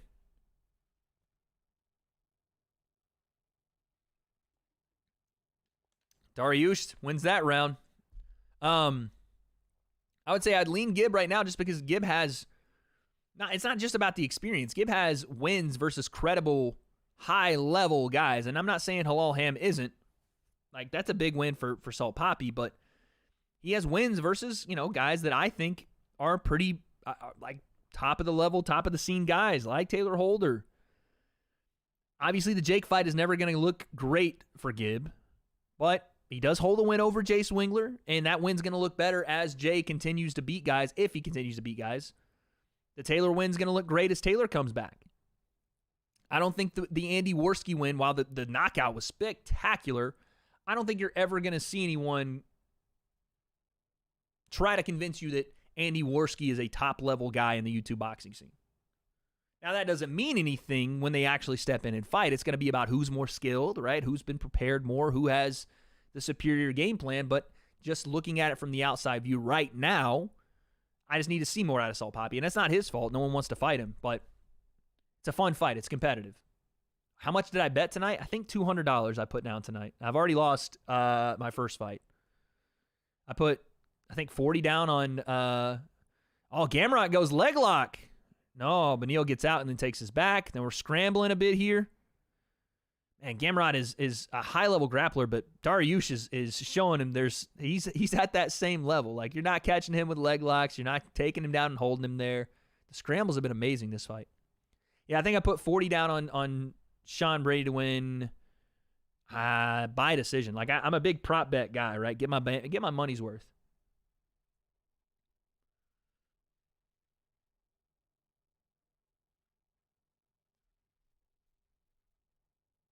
Center of the octagon here for both guys. Mama Woodley versus Pam. Sheesh, that's tough. I would lean to Pam. Mama Woodley is In MMA, I think Mama Woodley gets it done. In boxing match, I think Pam might get it done.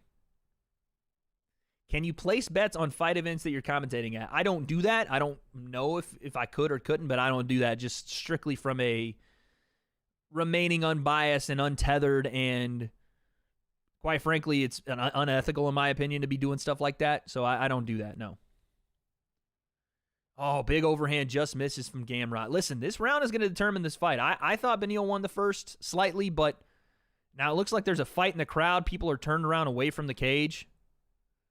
So that tells you first and foremost that there's a fight in the crowd, because when people turn around and aren't watching the fight in the ring, that means something has happened outside of it to get their attention. And that's usually a fight.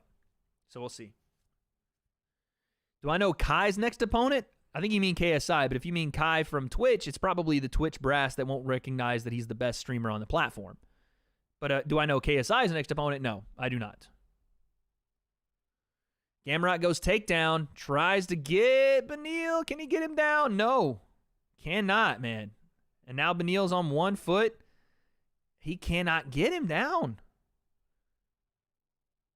Beneil is having a fantastic showing with his takedown defense.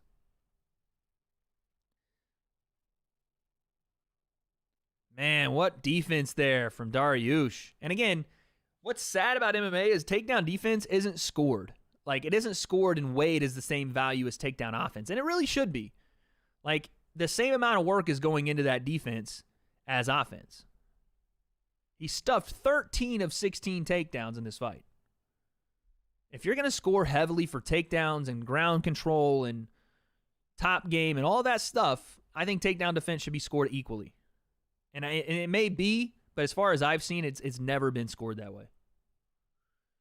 Power bang. What's up, man? My granddad has 4 1960 El Caminos in his yard, not running, obviously. That intro hit close to home. Bro, that's experience. That all in my town growing up, everyone's granddad or uncle had an old beat-up truck that had like grass and shit growing out of the engine. So that's where I got that reference. Appreciate it, man. Oh, huge left hand, Beneil Dariush. Oh, my God. Wow. Put down Gamrot, and then, again, he woke up when he hit the canvas. That is what you call a fight winner, ladies and gentlemen. It's not over, but if the judges look at this round any other way than it being Beneil's at this point, yow, man. Last minute here, but that shot would put most people out. That was a night ender for most people. But Gamrot, I think, hit the canvas and woke back up. Man. Well, I'm losing this fight too, probably. Barring a screwy decision, this is going to be Sensei's win here. Big 1-2 again from Beneil. Man, he is showing out in this fight. And again, we talked about it. He's one of these guys at 55 that you're not going to be able to deny anymore. You may not like him. He may not be the most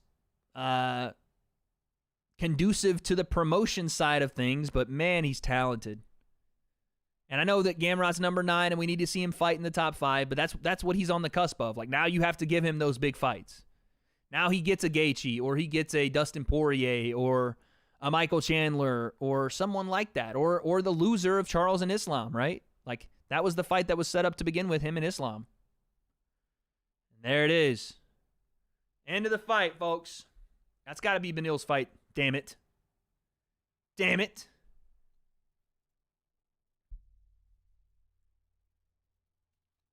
Dang. Someone just said, hello, old man. Hi. Hi there. Is Chase Demore fighting Josh Bruckner on Misfits 3? I don't know, man. I don't know. But they want him to fight someone. And Ma'am said whoever he's fighting, it took balls. So, I don't know. He's big. He's over 200 pounds. And it's going to happen on Misfits 3. Who else could it be, though? Like, honestly, who else could it be than Josh? To take that fight, bro. Jesus Christ. Chase is in trouble if he takes that fight. Oh, man. 2-1 Beneil, possibly 3-0. It's probably going to be 2-1.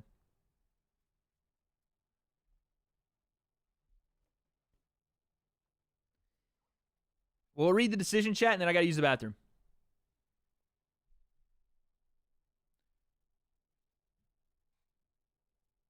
And then we'll do donos, then I'll go to the bathroom.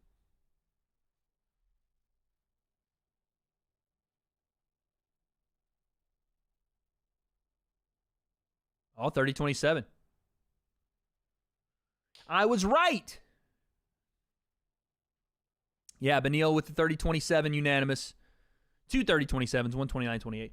Listen, the one time I'll agree with MMA judging is when I'm right, and I was right. He won all 3 rounds. Tennessee is down now. Shut the fuck up. They were up 58-7. Fun fact, I actually played twice against UT Martin in college. They were in the same conference as the team I played for, Tennessee Tech.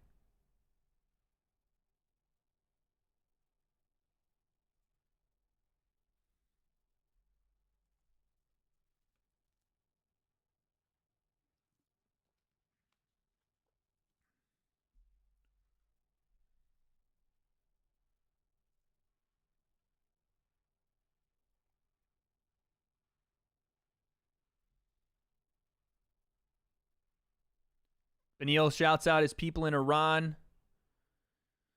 Says, all that stuff about his religious stuff. That's Benil for you. A very religious man. Nothing wrong with it. Clemson's in a barn burner with Syracuse. Benil said he thought his takedown defense was going to be better. He had some pretty damn good takedown defense. All right, let's do some donos while he's talking here. Noah Smith, $5. I predict the WWE type ending. Connor struts into the octagon and takes the belt. Could you imagine because the UFC has done that, right? Not just, it is a WWE style ending, but could you imagine Charles wins? Honestly, I would rather see Charles wins and Khabib struts into the octagon, right? But could you imagine, let's say that's not going to happen. Charles wins and the lights go out, right? I hate the fucking lights go out bullshit because, especially in wrestling, because you got somebody controlling the lights, that's cool. But in the UFC, it would work because the promotion would be doing it. The lights go out and Foggy, it would be such an asshole move because Charles is the champ. You shouldn't be doing this to him. But the lights go out and Foggy Dew comes on and Connor struts his way to the octagon and gets in the face of Charles Oliveira. I know people would fucking hate that fight. I understand it. And yes, Khabib would be the fight, or a guy like Benil, or I don't know, somebody else at 55. Maybe the rematch with Chandler. But if it happened, I ain't gonna lie to you, I'd get goosebumps. That'd be fucking cool. That'd be dope. And let's not forget that when Connor was fighting Dustin Poirier, I think it was the first time. No, it was the second time. He came out with the Brazilian flag on his mouthpiece. That was going to be the fight. He beats Dustin, and that was going to be the fight, right? So it would not make sense as far as the rankings, and no, it shouldn't happen, but it would be a cool moment. Sam Alvey comes out of the fog. Smiling Sam Alvey just walks to the fucking cage. That'd be hilarious. This fucking, not again, bro. Okay. Sorry, back to donos. Bullio with the 2. Astrid versus T. Woodley Cake-Off. That would be a cake-off for the century. Next up, we got Piotr Jan and Sean O'Malley. It's about to start cooking in here, guys. Krista with the 4. Will you be doing breakdown of the new Jake footage? I will be. Probably on Monday or Tuesday. That's going to come out. Devin Brown with the 5. 30 isn't his body count? Yeah, I saw that one. Thanks, Devin. Armin K with the 2. Do you prefer to be on top or bottom? I'm assuming you mean of the game, and always I prefer to be on top of the game. The only time I'm on the bottom is when your mother calls late at night. What he's thought. Armin again with a 2. As of the last fight, Slim has no stamina. By round 6, he's dead. Yeah, listen, Slim's going to have to work on cardio. I think he knows this. I think Coach Ali knows it. I think everybody in his camp knows it. But he's going to take some time off, and that's going to be, hopefully, one of the big things they work on when he gets back into a real, long 8-10-week camp, something to get ready. Sugar's fight is next. Sugar Sean O'Malley fighting Piotr Jan next. Thank you for the 5, Tristan. Armin K with the 2 again. Give versus Slim, honestly. Yes, that video is gonna come out tomorrow, or the next day. I'm not sure yet, but Sensei and I had a debate about it. Logan with the 5. Do you think Charles will rematch Islam if he wins or loses the fight? If Charles wins, unless it's like super, super, super close, he's probably not gonna rematch Charles. Or excuse me, he's probably not gonna rematch Islam. If Charles loses, even by knockout or submission, they might do the rematch. They might do that. Just because he's been smoking everybody else in the division. Or you could see Alexander Volkanovski come up and challenge. You could see that too. I don't know. But they're doing the promo for Izzy and Alex Pereira. I'll be right back. I got to use the restroom. Give me a second, and I will be back. Oh, my Lord, that Sean. Oh, the Sean Strickland. Jesus Christ, that knockout. Okay, give me 1 second. I'll be right back, guys.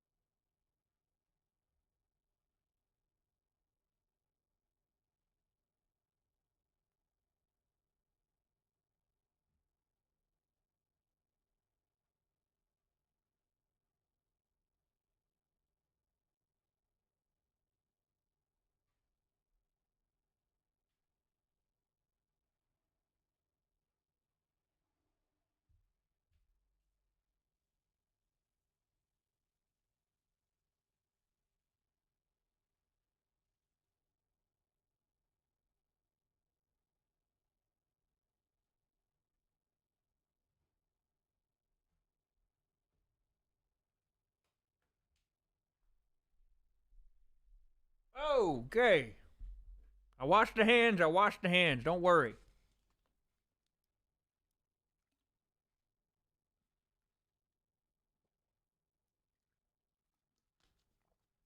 Oh, man. Okay. We back. We back. Yo! Power bang. Damn. Power bang dropping 50 on me. Dropping 50 on me. Sheesh. Hey, appreciate you, my man. Thank you so much. Wow. I have no words, man. Thank you. I appreciate that. $50 from Powerbank Chat. Spam the hearts up. You know what to do, man. Thank you guys all. Everybody that's donated so far, man. I'll never ask you guys to spend a fucking dime here on this channel for your boy. Never in my life will I do that. But thank you all for being in here, for rocking with me, for everything that you guys do, man. Thank you. I love you to death. And everybody that has donated, everybody that has given their hard-earned money, that's always appreciated. It goes right back into our streams, goes right back into the channel to give you guys the best content. It's why I'm able to bring Christian to the Silent Lurker for the most part. Appreciate your work. Have a great birthday. Hey, man, I'm going to check out the channel too, Powerbang. Thank you. It's why I'm able to bring Christian to Dubai. It's why I'm able to be able to afford to go out and interview KSI for you guys. It's all because of you, so thank you. All right. Now then, we have Sean O'Malley and Petr Yan. This fight, chat, I honestly, if I'm being a little biased here, and I'm going to be, what the fuck? I don't know what just happened there. We had a flash knockout. I might be a little biased when I say this is more important, in my opinion. This fight is more important at 35 than the title fight that's coming up next. Because the winner of this fight, I know Aljo is dominated. I know he beat Petr Yan. I think the winner of this fight is the true heir to the championship. I think the winner of this one will reign at 135 for a while. I think the winner of this one can beat Aljo. I just don't know if Sean O'Malley's takedown defense is as good yet as it will be one day. His grappling off of his back, can he stay on his feet? If he stays on his feet, we're going to see. Like, Petr Yan has some of the best combinations, has some of the best stringing together of techniques, whether it's grappling into striking, striking into grappling. But Sean's size and his fluidity in his striking, and if his takedown defense can hold up here, and his chicken legs can hold up from some low leg kicks, that's hopeful. But he's 5'9", 139 pounds. His range is unmatched at this weight class. I'm just saying, if he can get off early, because Petr Yan is a bit of a slow starter, especially in the 5-rounders. He's got 3 rounds here, so maybe he kicks up the pressure a bit. But if Sean can get out early and can use that range to try to, not even try, but just cause a lot of problems for a guy that's just that much shorter, even though Petr Yan might be a better striker. He might be. But it's so hard when a guy is that big at that weight to be able to utilize it where he's used to. So let's see, man. Let's see. Chat, let's go predictions really quickly. This is the fight I put the most money down on. I have no problem saying that because the risk reward.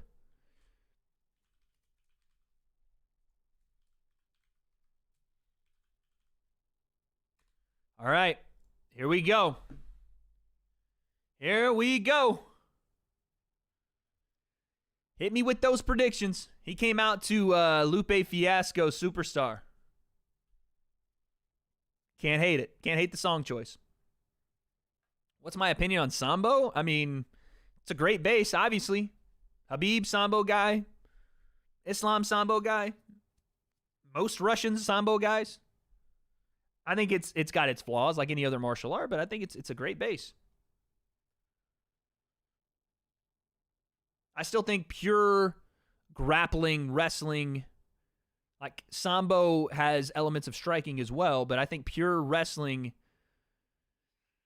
I don't know, it's tough to say because Sambo does have, more of a mixed martial arts adage, but I've always thought pure wrestling was the best base, but I don't know. You got Yan by decision. What did I pick? Let me see. I picked Sean by decision, and then I picked Sean by knockout, which I don't know why I picked that. It was just the money. I couldn't pass it up.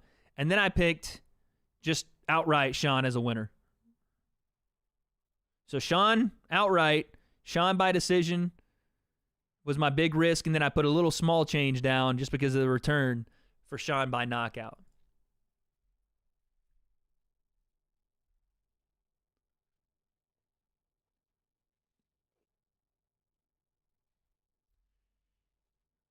Jesus, this fight's going to be crazy. I just want to say, thank you, Jay. I appreciate the birthday. I just want to say now, if Yan goes out and knocks Sean O'Malley out cold, you never heard me ever say anything about betting any money on Sean O'Malley. It didn't happen. You guys don't have evidence. It didn't happen, okay? Let's just say that. If that's the case, you never heard me say it. You can't prove it. It's not there.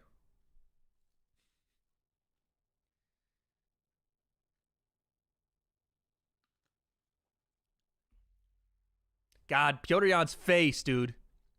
He just looks like an assassin. He just looks like in another life, he is working for the KGB. And he's like the guy they call in when it's strictly hand-to-hand combat. Like when they get to the perp, they get to the person that they're trying to take down, and in the movies they throw all the guns down and they just go a full-on old school fist fight. They call Petr Yan in for that one. Woo! See, this is the reason I picked Sean O'Malley by knockout. It's a plus 550. How do you pass that up? Even just a little change, you know? How do you pass that up?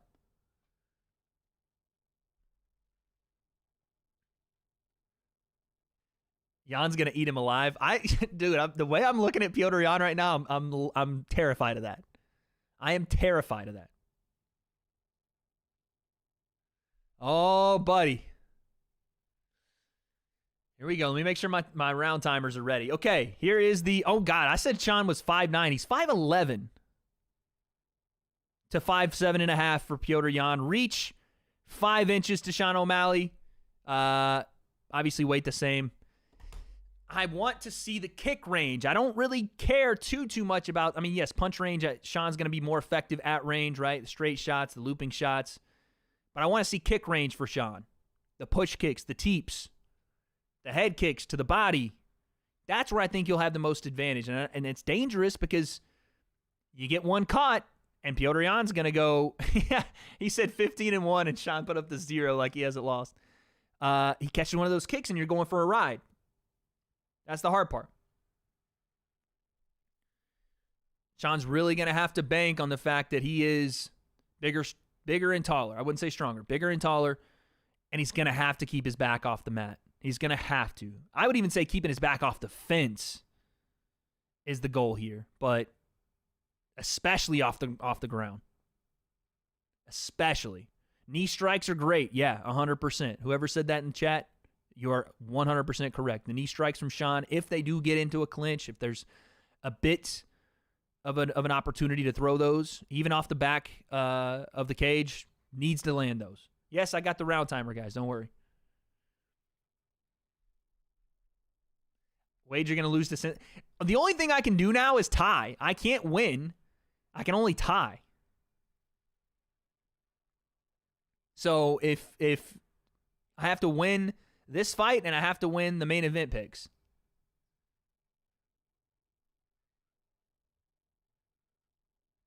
Oh, buddy. Here we go. All right, round 1. Here we go. O'Malley comes out southpaw. Petr Yan is orthodox. Lead kick to the knee from Sean. A lot of feints from both guys. Big kick already from Petr Yan. Now Sean goes orthodox. Low leg kick from Petr Yan. Sean answers. Then he goes southpaw, feints with the lead hand. Just sliding around the outside of that black line. Petr Yan comes in with that side kick to the knee. Man, those things are dangerous. You're just waiting on a torn ACL. Petr Yan parries a lead kick from Sean to the stomach, a little teep kick. I think he needs to utilize those a little more. But already Sean is on the back foot. Yeah, Petr Yan stalking him down. Sean inches away from the cage. And he does a lot of work here. Like, that's not new. It's just the more he gets close to that cage, you wonder if that's just not... I mean, that is in Piotr's advantage, right? It's just him closing that distance and Sean having nowhere to go. Ooh, big left hand from Petr Yan misses. And they reset center. Nice straight left hand from O'Malley, and I think he gets poked in the eye. And then they reset. Jason Herzog all over it. Jason, the big Herzog. Nice body kick there from Petr Yan, and he goes southpaw now. So both guys mirroring southpaw. Jab O'Malley. And now both guys go orthodox. So both guys can fight out of both stances. We know this. So Sean's complaining about open fingers from Petr Yan as he throws a 1-2. Herzog warns him. Nice straight right hand from O'Malley. Teep kick to the body, O'Malley. O'Malley's doing a lot of feinting right now, and he's getting some reactions, which is interesting. Little side kick to the knee again from O'Malley. Inside leg kick, O'Malley. Petr Yan just out of range for that big left hook, and another straight right hand, O'Malley. Utilizing that range, utilizing the straight shots is what he needs to do. Woo! Petr Yan comes over with a big left hand, but again, he's out of range, can't land it. Triple jab O'Malley, outside leg kick Petr Yan. Deep kick to the body, O'Malley. Jan looks to stalk him toward the cage once again. A lot of feints from Sean are getting like big, not just reactions. Like feints are going to get reactions, but he's getting big reactions from Petr Yan. And now we look takedown, and Petr Yan goes after him, gets to his back fairly easily. Now this is where you're going to see what Sean has, because Petr Yan is a very underrated grappler. He's on the back. They're both standing. Sean's trying to flip his hips and get back facing Petr Yan. He does a good job, and he gets out of it. Nice. They reset, get back to the center. Switch stance, straight left hand from Sean, just misses.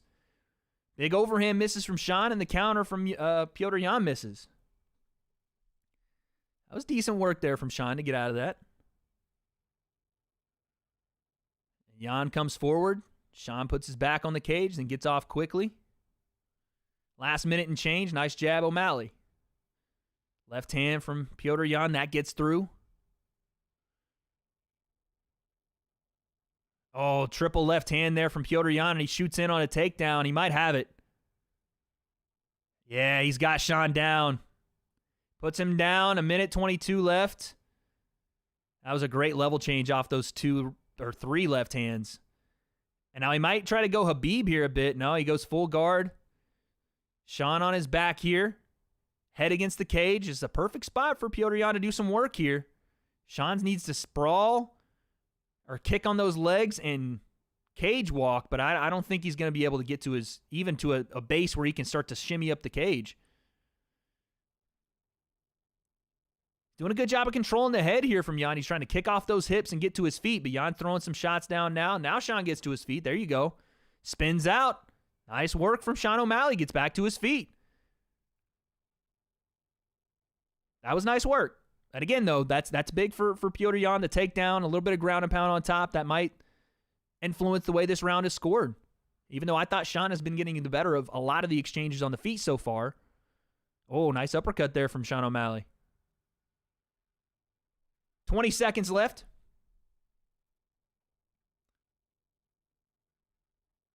1-2, Sean O'Malley. Outside leg kick, Petr Yan. He is adding up with the low leg kicks, I will say that. And Sean goes takedown and gets it. Wow. He shot the takedown. Nice timing. I don't know if they'll actually count that as a takedown, but Sean got to him, got under him, and Petr Yan sprawled, but I think both knees hit the mat. That was interesting. I think that's Sean's round, man. I mean, it's going to depend on how much weight is given to that takedown and the subsequent ground and pound. It wasn't a ton, but there was enough. I think that's Sean's round, though.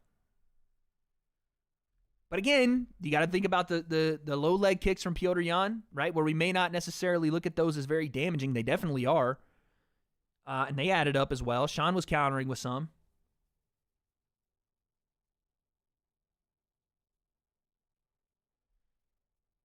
Yeah, Sean's corner's telling him all the right stuff. If he goes after you a double again, like push the head, sprawl and get out.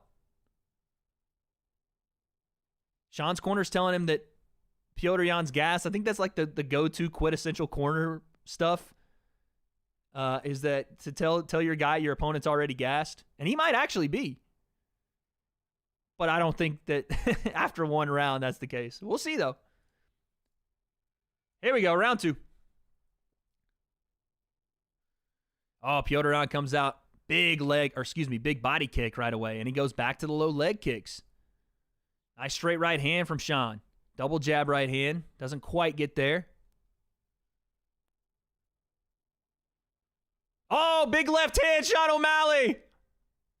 Oh, right hand, Sean O'Malley. Right hand again. Petr Yan shoots. He might be hurt. Maybe not. But, man, that left hand landed. It definitely got his attention. Oh, left hand, Petr Yan. That one's huge. And he gets to the back of Sean O'Malley.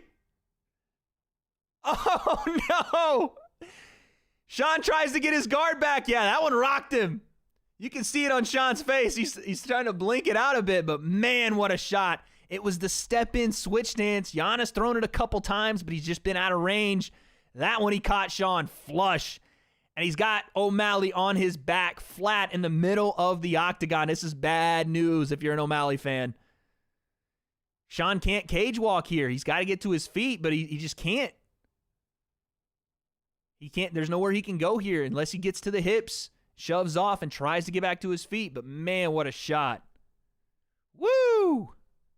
Someone just said, Wade, stop betting. It ain't for you. I know, man. Sean trying to maybe transition and go armbar here. But again, it's just he's not as experienced here as Petr Yan is. So every time he tries, he gets put back down. He almost got out there, but Yan jumps right back on him. And now Sean gets back to his feet. He walks to the cage. That's good work. Petr Yan goes to the foot stomps, old school. The foot stomps, that's a Kamaru Usman go-to. I think Sean grabbed the gloves there, and Petr Yan was a little upset about it, but I don't know if Herzog saw it. Now Jan's going to try to go double unders, pick Sean up and take him back down, but Sean's doing a decent job here. Sean gets an underhook of his own. Now he's got to shove off and get back to his range. There they go. 2 minutes, 40 seconds. I mean, that left hand took a big effect on Sean. It was a big, big shot. It affected him. It affected his gas tank. Oh! Man, Petr Yan puts Sean down again. I think it was more of a push than anything, but he's still... Oh, Sean trying to go outside trip. 1-2 O'Malley. This is Petr Yan's round, no doubt so far. But Sean is... he's feeling it a little bit. You can see, like I said, it doesn't just affect him, the shot itself, but it affected his gas tank. He's breathing out of his mouth. And Petr Yan's all over him right now. Yeah, Sean's tired. Breathing strictly out of the mouth here. Oh, jab upstairs, right hand to the body. Petr Yan. Teep kick to the body, O'Malley. Right hand, O'Malley. Left hand, left kick to the body. O'Malley throws a right hand with it. And Yan is it's just nonstop pressure right now.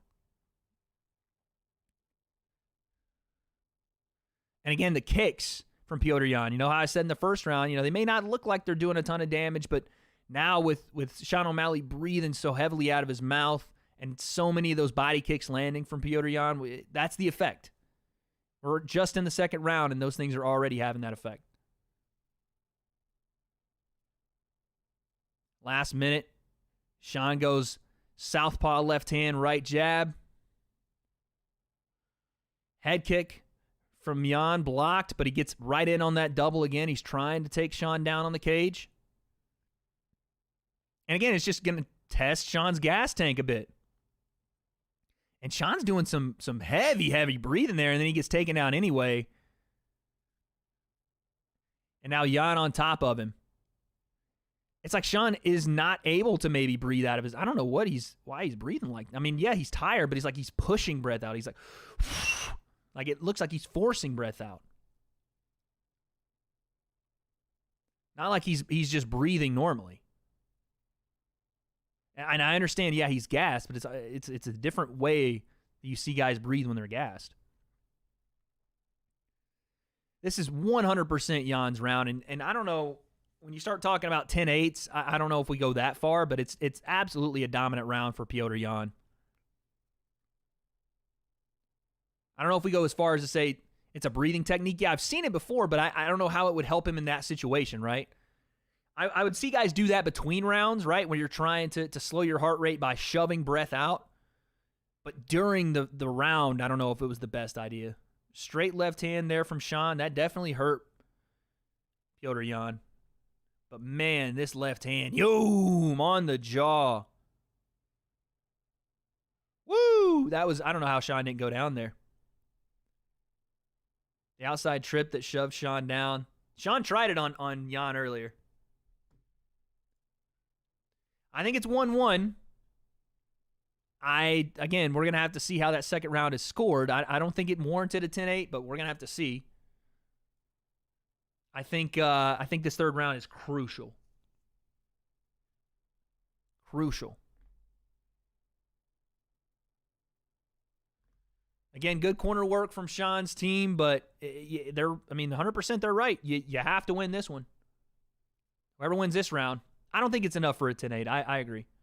Whoever wins this round probably wins the fight, guys. Here we go, round 3.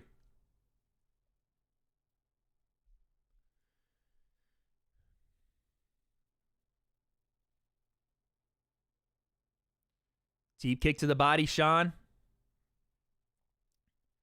And O'Malley goes orthodox. Piotr Yan stays southpaw. Just continuous jabs here from Sean. Then he goes southpaw. Ooh, lead hook from Piotr Yan. So fast. Oh, switch kick. Jumping switch from Piotr Yan. Lead right hand, Sean O'Malley, but he might have got too aggressive as Piotr Yan gets a leg. Nope, Sean gets out. Some people are saying 2018 Piotr Yan. Some people are saying 1919 split. I think it's 1-1. I think Sean did enough in the first round. I think Piotr Yan dominated the second. So winner of this round, I think, takes the fight. And Sean's coming out with great volume already in this round. The jabs have been all Sean. But the leg kicks and the body kicks have been all Piotr Yan. Outside leg kick to O'Malley there. Side kick to the knee, O'Malley. Double jab left hand doesn't quite get there from Sean. And then body kick doesn't quite get there from Piotr Yan. That second one did, though. The difference in the work here has been mostly body and leg work from Piotr Yan with the one big left hand up top, and then Sean has been basically headhunting. I mean, there's been some mix from Sean, but it's been mostly upstairs.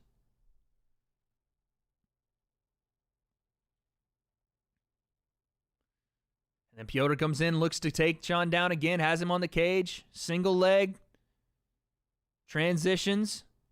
No, and Sean stuffs him. Oh, big knee, Sean O'Malley.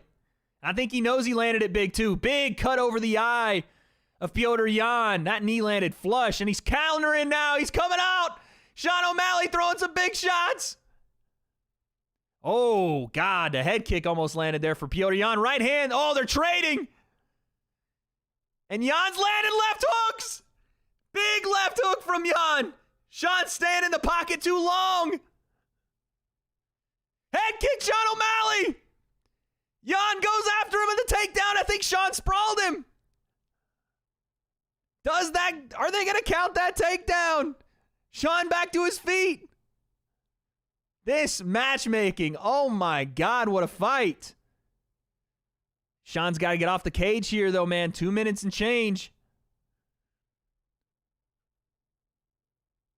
Piotr's still working for that single leg. Sean gets double unders. Now Sean looking maybe guillotine. Not quite. No, man, and Piotr gets him down. That's huge for Piotr Yan. If Sean can't get back to his feet here, this is how he wins this round and possibly his fight. Man, Piotr Yan is bleeding heavy right now. That knee was devastating. But Sean's got to get back to his feet. He's working Kimura, but that's just so he can break that grip and get to his feet, I think. I don't think he's working that as like any kind of serious submission attempt. He's just trying to get to his feet, and he does. He gets to his feet. Can he break the grip and separate? That's the thing. Last minute 30 here. Can Sean break this grip and separate? Because right now, if Piotr Yan puts him back down, that's going to be it. Okay, they separate. Here we go. A minute and change. Sean O'Malley now coming forward. 1-2 down the pipe. O'Malley. Level change jab O'Malley. Piotr Yan it's got to be hard to see out of that that right eye. Right hand. Oh, big left hand. Piotr Yan lands another big one and takes Sean down. Man, that's going to be the difference maker, I think. These when they trade, Piotr Yan lands so heavy. And now he's got Sean O'Malley on the cage. Sean's trying to roll out. He gets out. Sean's back to his feet. Look at this. 40 seconds. It's going to have to be here or nothing for Sean O'Malley, I think, though. As much as it's been a fun fight and it's been back and forth, I mean, the damage both guys have put on each other. Piotr Yan might have sealed it unless Sean does something really special in these last 25 seconds. That cut, though, it looks terrible. I don't know if the judges are looking at that cut and being like, damn, what kind of damage do we have here? But then another takedown from Piotr Yan as Sean tried to get cheeky. And I think he's going to ride out the round on top here. This is probably going to seal the deal. Damn. What a fight, though, man. What a fight. And Petr Yan finishes strong. What a fight, man. What a fight. I don't think that people thought Sean O'Malley was going to be able to handle himself as well in the grappling as he did. But I also don't think, and I'm one of those people that thought Petr Yan was going to land that many heavy shots and Sean would still be there. And the fact that Petr was able to dissipate that reach advantage in some cases as much as he did. Woo! That knee was so devastating.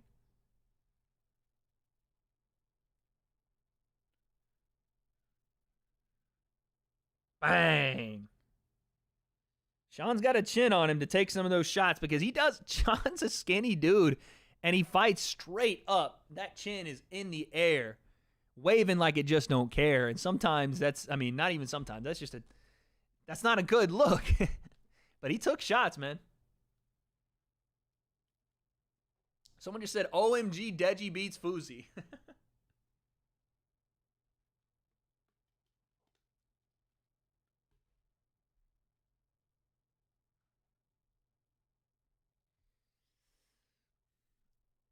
Yeah, 6 of 13 on takedowns. That might be the deciding factor here.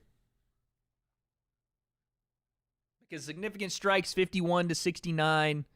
Control time goes to Yan. Takedowns go to Yan. And again, it isn't scored by totals. It's scored by round. But rounds 2 and 3 probably go to Petr Yan. I shouldn't even say probably. They will go to Petr Yan. My money is gone. Rest in peace to my money. And to whatever punishment I need to now do, unfortunately. Damn it. No, damage is weighed heavy, but damage was created by Petr Yan too. Significant strikes only being 18 different with those 6 takedowns. It's going to go to Petr. We got to split. We got to split.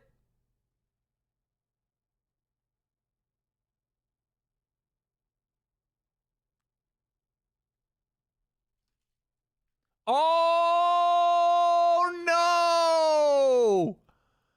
Sugar Sean O'Malley, bro! What did I tell Face Sensei? What did I tell Face Sensei in our If you guys didn't watch the breakdown, I said Sean O'Malley by split decision and some UFC promotion home cooking.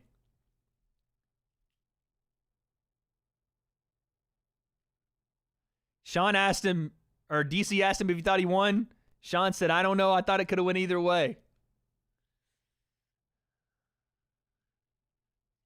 My money's long, chat. Chat. My money long again, baby. Come on. My money don't jiggle. It folds, all right? Money team, stand up, baby. Come on.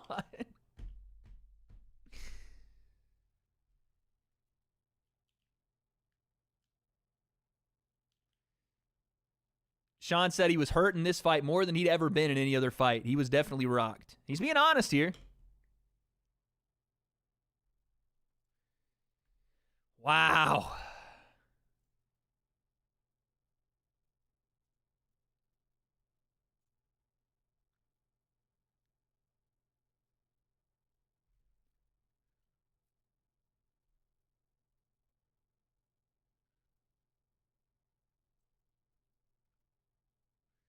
Sean is very humble right now. He just says he wants to watch the fight back and see what exactly happened. I think he knows just as well as pretty much anybody with eyeballs that he didn't win that fight. Unfortunately. But, hey, listen, I'll take it. I'll take the judge's decision on that one, guys. I will take that.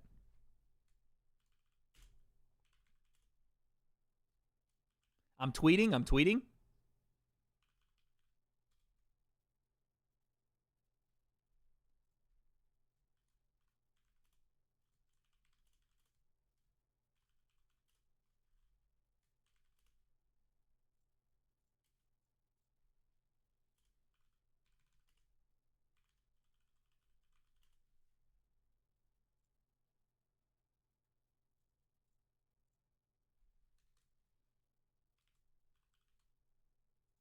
All right. That's the tweet, man. There's a reason for that clown's humility. Hey, listen, man. He doesn't score the fights. He just goes out and does it. You can't. The problem is people are going to blame Sean, or they're going to look at this and be like, oh, you didn't win that. All he did was go out and fight. You know what I mean? All he did was his job. He went out and fought. But someone in the chat did say damage, and maybe that's what this was weighed as. You know, Sean's significant strikes being more so. Oh, my God. They got Alexander Volkanovski spitting a loogie in the shoe and Tai Tuivasa doing the doing the shoey with the loogie. That's what it should be called, a shoogie. Jesus Christ. And then he bit the freaking lace. Disgusting, bro. I know the 6 takedowns, they got to count for something, right? But again, maybe I'm wrong. Maybe takedown defense is starting to be weighed more so. I don't know. But it's like 6 to 13. That's a pretty good percentage. Damn. Oh, yeah, Jan was pissed. And he has every right to be. That decision was, ugh. That's the tough thing is that Sean O'Malley is going to get a lot of hate for that, but it's not his fault. What do you do? If you're Sean O'Malley, what do you do? All you did was went in there and fought. You did your job. You tried. So TJ Dillashaw is getting warmed up. He's smacking tennis balls around in the back. He just tried to kick one and missed it. Not sure what that is. That's like Deontay Wilder trying to dodge the tennis balls in the gym and being hit by every one of them. Wow, man. That is, like I said, that's interesting. That's all I can say. Interesting. Okay, chat, let's take a look at some of these donos. Let's play some music while we're waiting here. Chat, what do we think, man? What do we think? Robbery? I need to see the words robbery if you guys thought it was. I need to see it.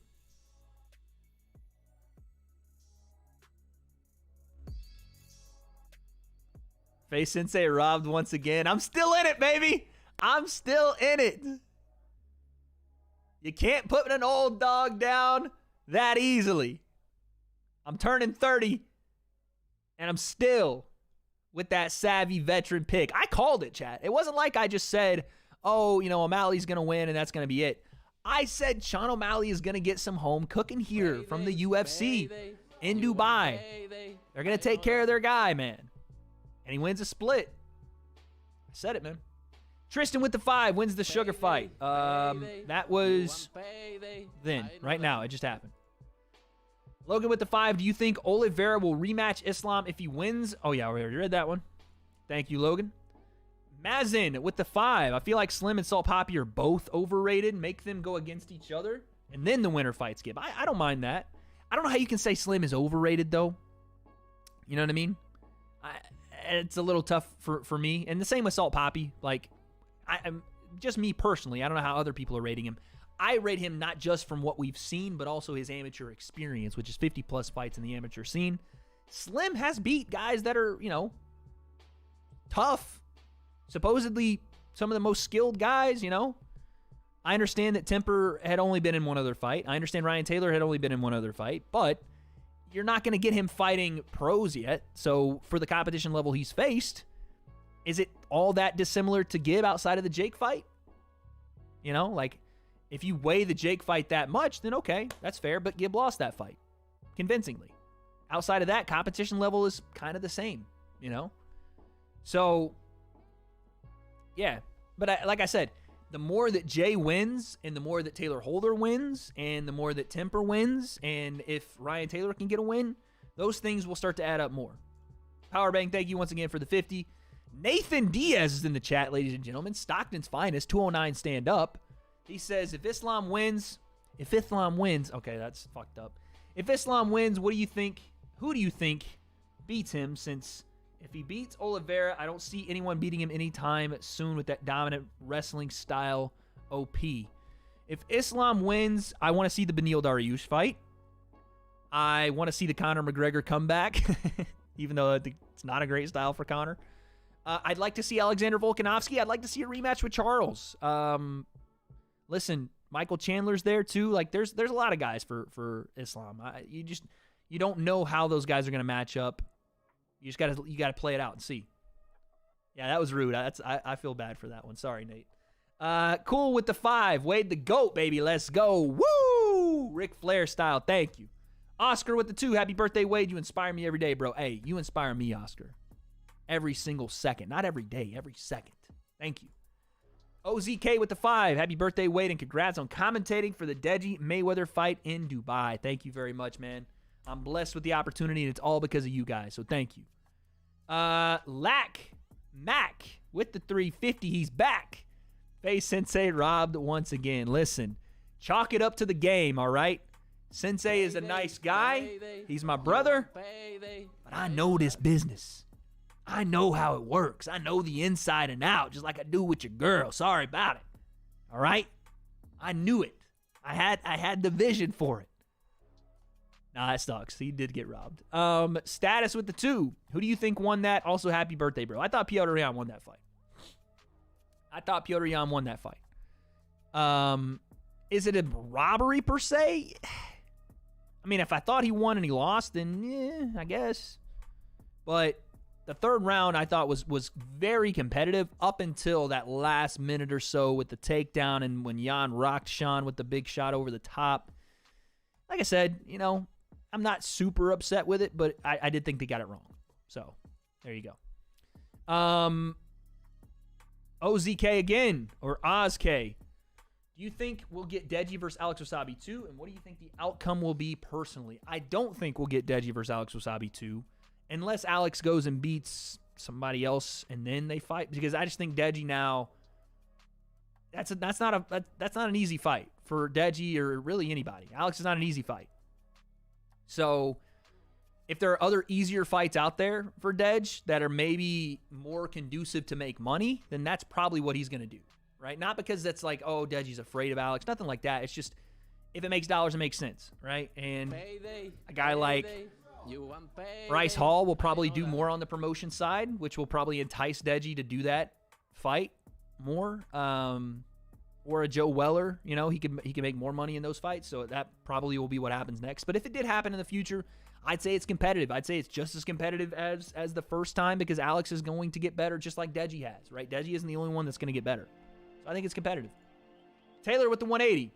How do you think O'Malley versus Aljo fight goes? Oh, Jesus. See, that's the thing. Aljo is such a freak of a grappler. It's going to be tough, man.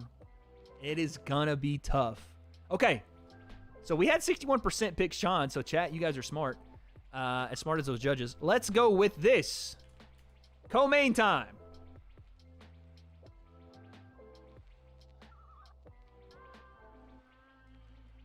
All right. Let's see the picks. Go, go, go, go, go. We got TJ Dillashaw walking to the ring, or excuse me, the octagon. We're going to cut the music here. We're going to cut that. And boom. All right. Yeah, Alex is underrated, man. People sleep on Alex Wasabi. Man, oh man. That decision win for Sean O'Malley.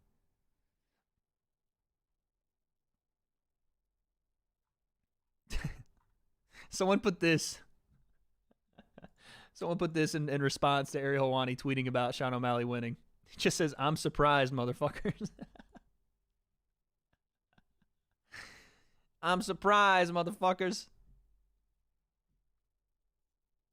All right, man. Let's see. TJ Dillashaw. Number 2 at bantamweight. How long did it take for you to grow on YouTube? About 5 years. That's when we started.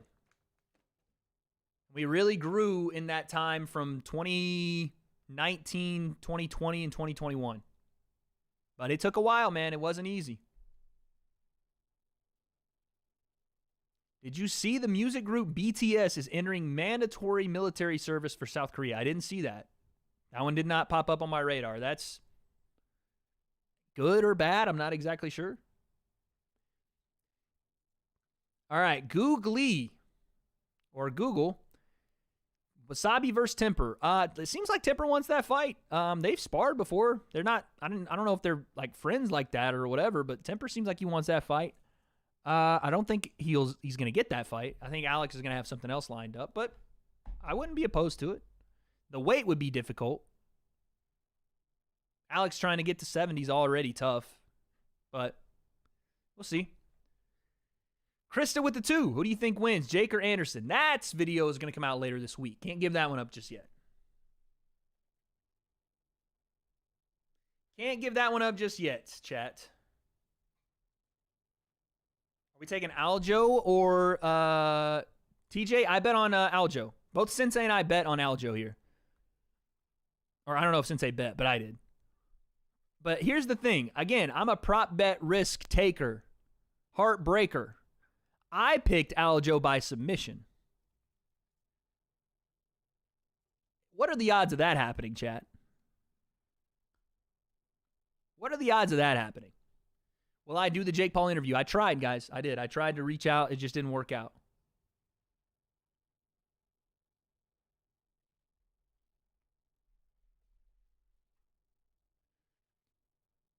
If he wins, it's probably by sub. 60% chance of a submission from Aljo.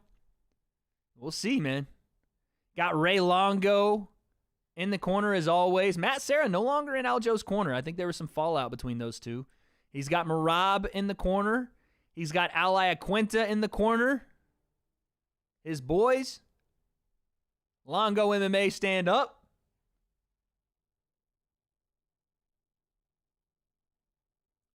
It's probably because all the shit you talk about Jake. Yeah, probably. To be honest, though, I don't think they're too concerned about that. I'm willing to answer for my words as far as like sitting down in an interview and him being upset about it. I don't mind that at all. And I think it's just more about scheduling. I think that Jake Jake understands how to get under people's skin. As much as I may not like the guy as like on a personal level, to be fair, I don't really know him on a personal level. I just know what he is in the public.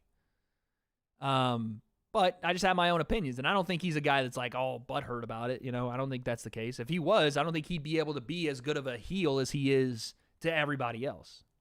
You know what I mean? But if that is the case, then fair play. I don't mind. I dug that grave. I'll lay at it. You know.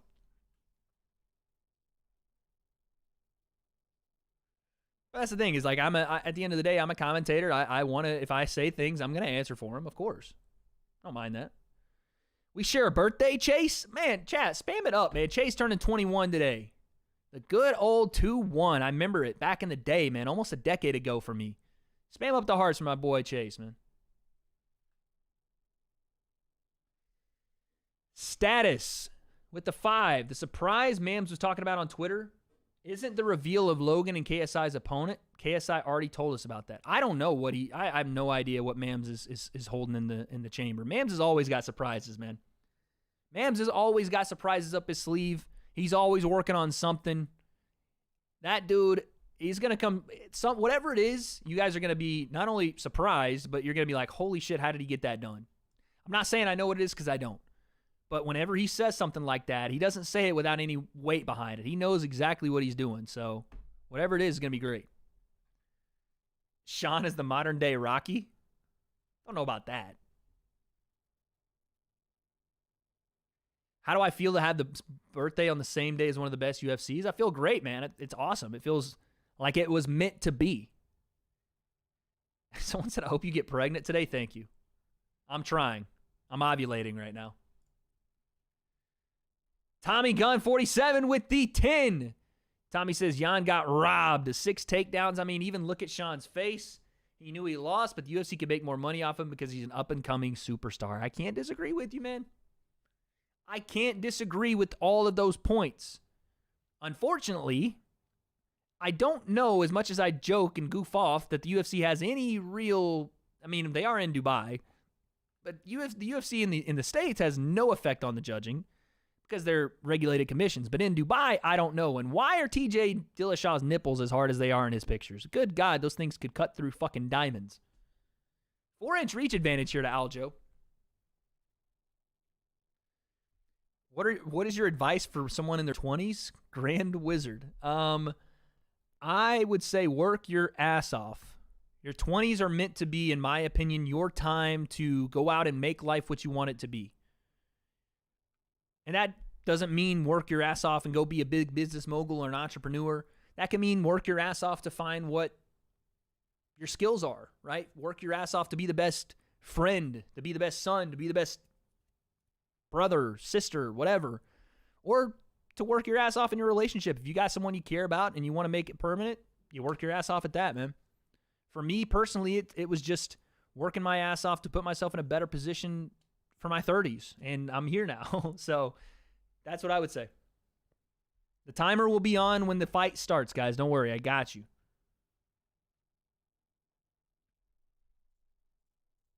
I got you.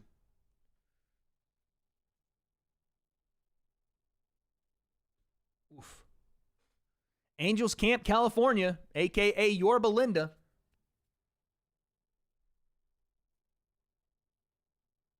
Leon is the real Rocky. That's more like it. Leon is the real Rocky.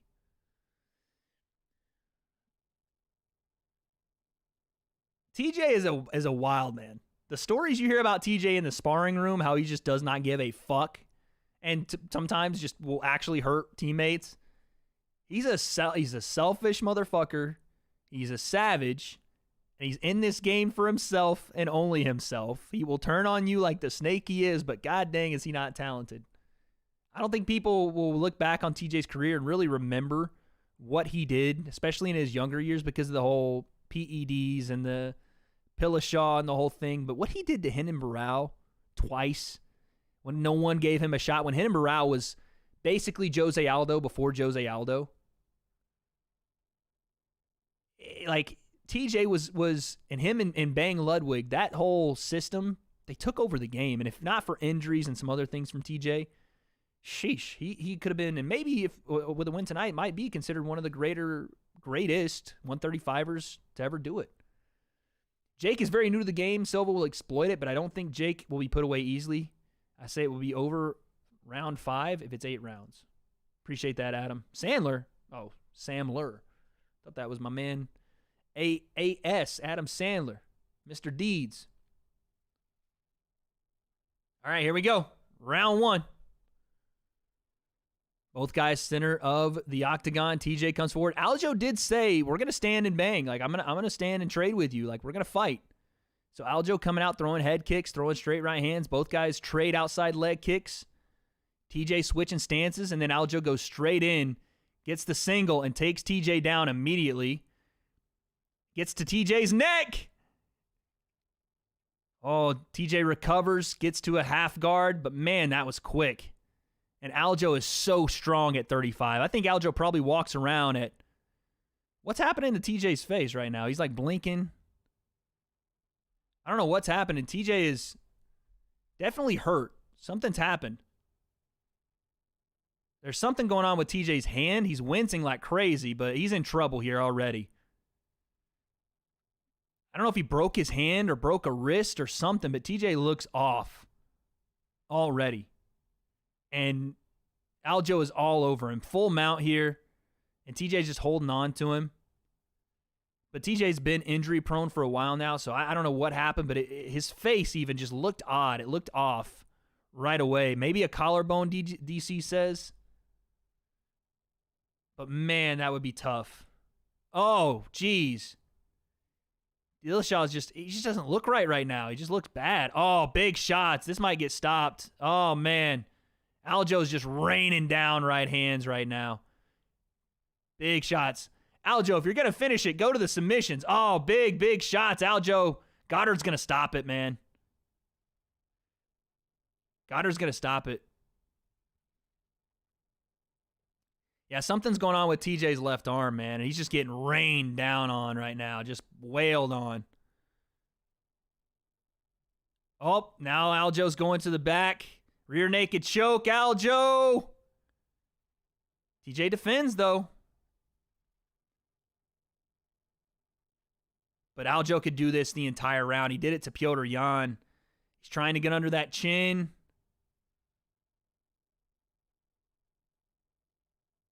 And man, that is tight. Aljo's so strong. Dislocated wrist, maybe, yeah.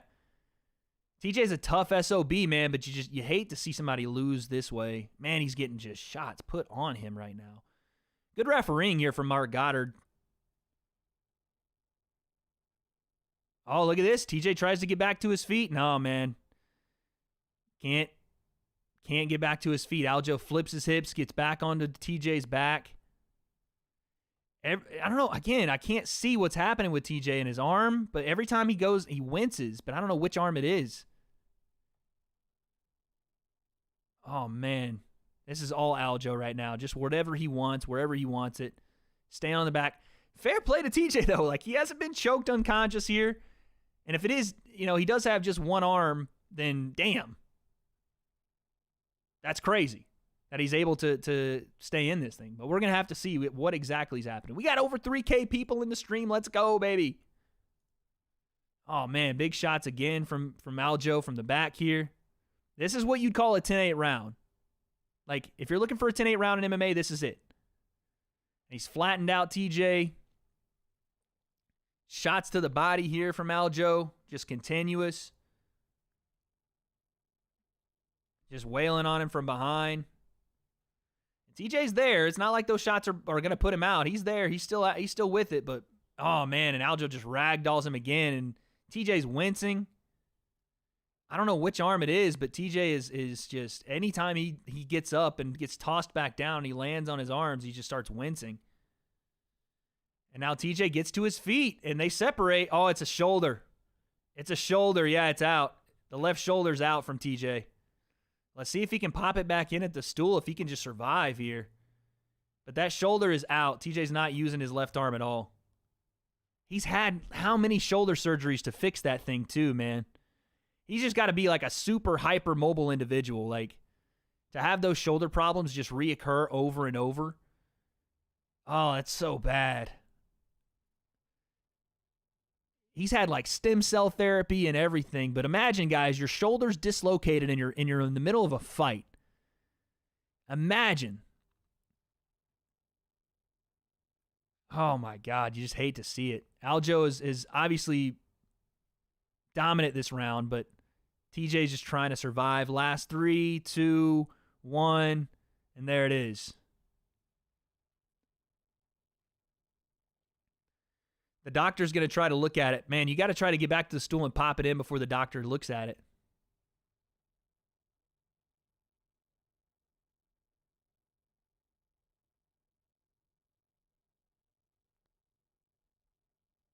He got it? They got it.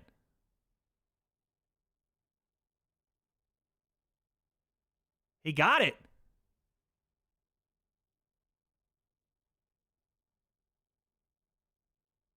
He got it. Oh, my God. It's back in.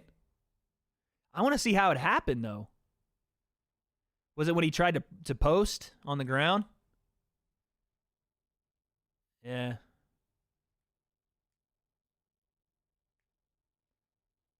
Okay. So TJ's shoulder is back in place. Wow. This is insane. It doesn't look like it's back in place. But he's moving it around. He's still got that bump. I don't know, man. This is crazy. Here we go. Round 2. Yeah, he's not going to throw that left hand probably at all. Oof. Oh, nice right hand there from TJ.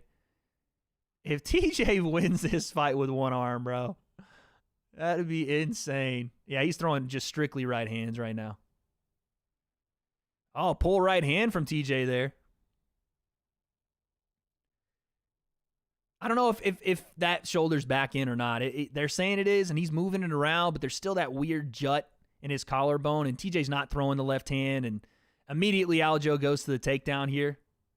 Oh, big left hand from Aljo.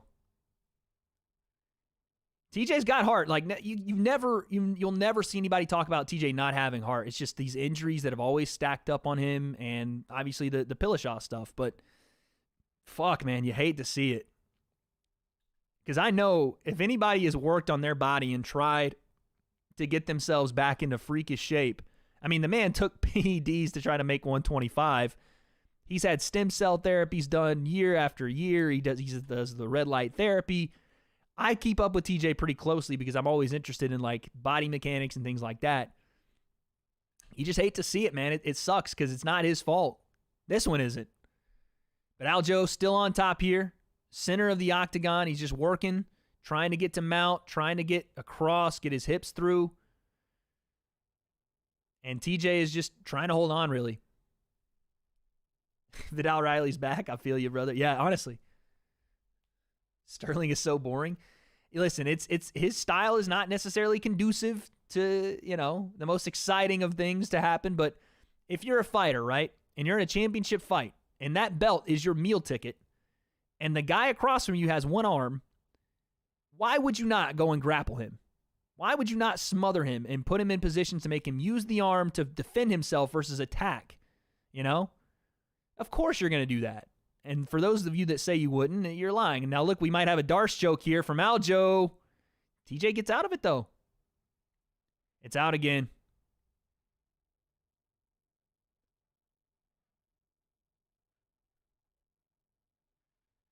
TJ says, I'm good, but that arm is out. Man. TJ's like working on the arm, trying to get it back in place, and Mark Goddard is like trying to check on him, and TJ's like, it's good. It's definitely not good. It looks like there's a mountain on top of his shoulder.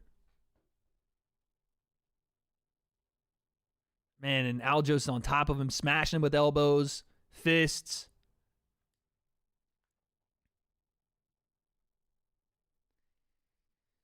That's true.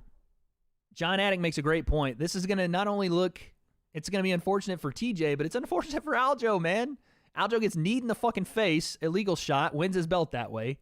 Then has quite frankly, a great performance versus Petr Yan. And now this, people are going to look at him like boring, not the real champ, like couldn't do it versus a healthy this, whatever.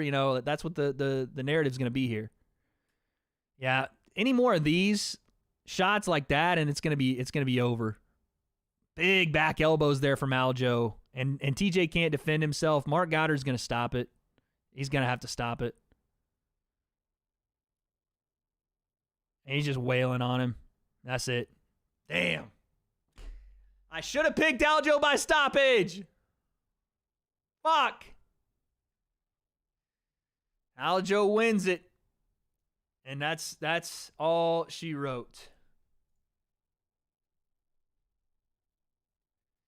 Now, let's see what Aljo says on the mic here. You hate that, man. 15 seconds in for TJ, and the arm comes out. I said this on the breakdown. I said this is definitely going to determine what happens in TJ's future, and this might be one of the last times we see TJ Dillashaw. That might be it, man. Just because he's 36, and... Are you going to fight your way back through the ranks to get to that title?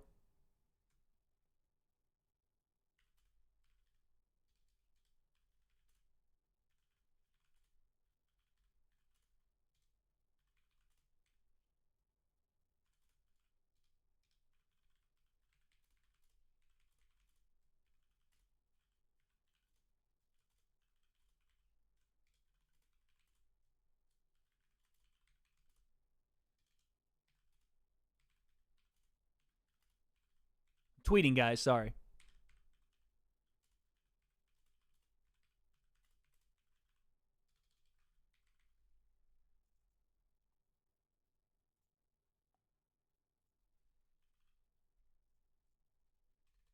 They're saying nobody did that to TJ.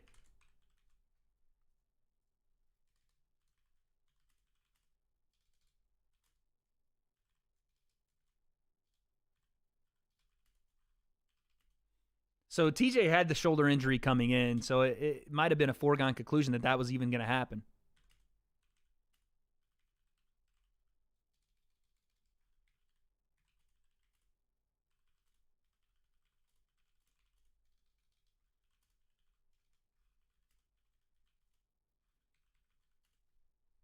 Let's see what Aljo does on the mic here.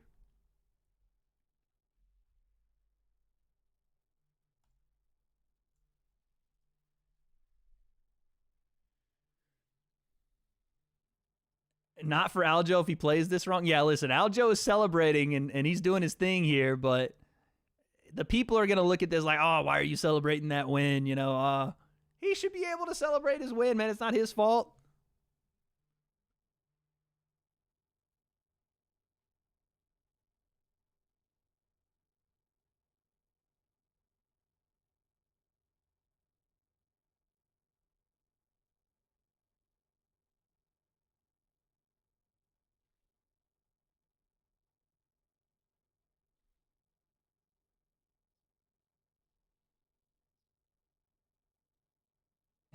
Yeah, Aljo is living in the moment, man. He's saying that.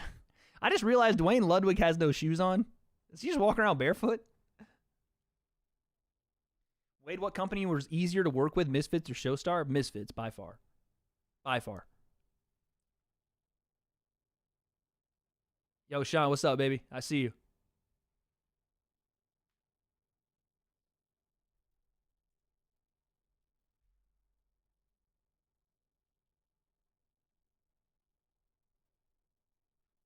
Let's see what he says about Sean O'Malley here. If they ask him. We could have got Jan versus Dillashaw. I know. That would have been a banger.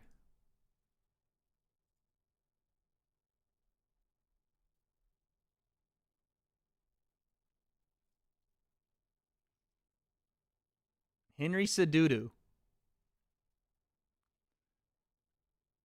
They called him Sugar Tits. That's not bad.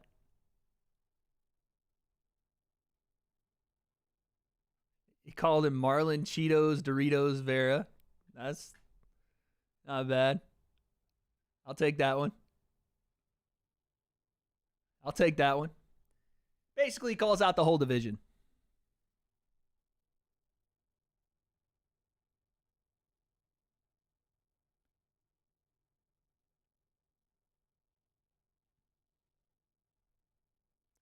He just begged 50 Cent for a role in the show Power, I'm pretty sure.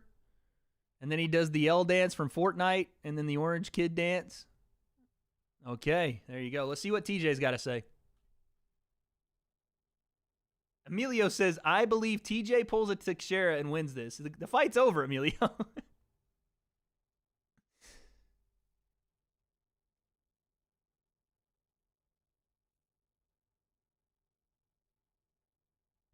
He blew his shoulder out in April, he said.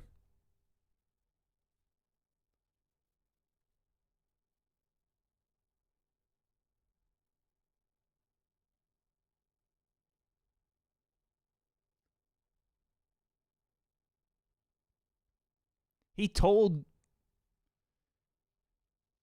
Mark Goddard his shoulder was going to pop out. So he knew.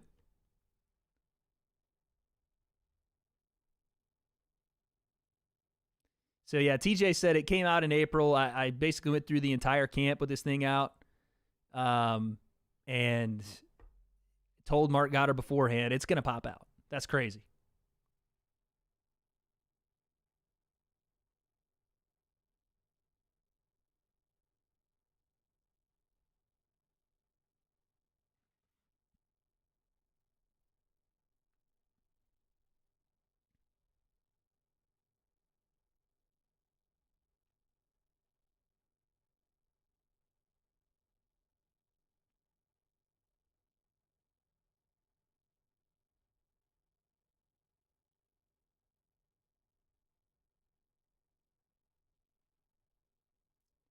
TJ kind of cutting a good promo here, I'm not going to lie.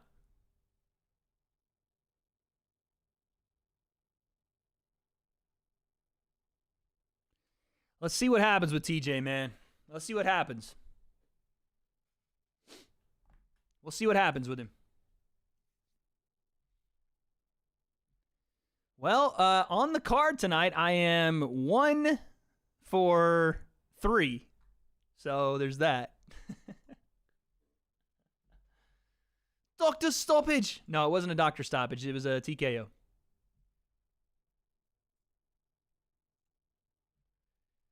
I don't know if TJ goes through the run of 35 again.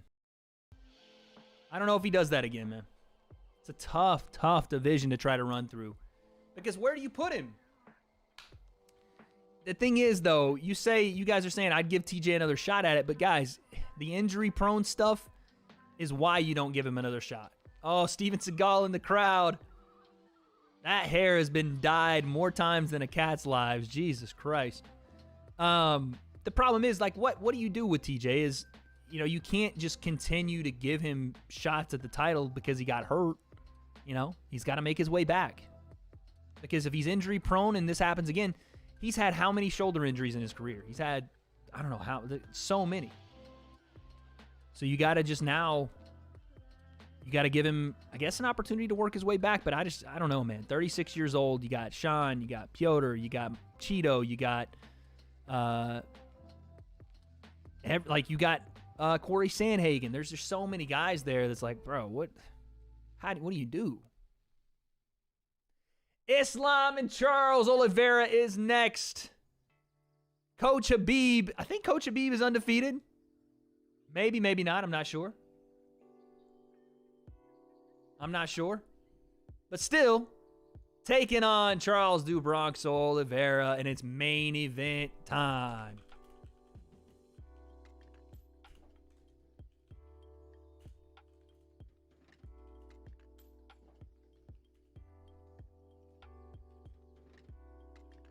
I'm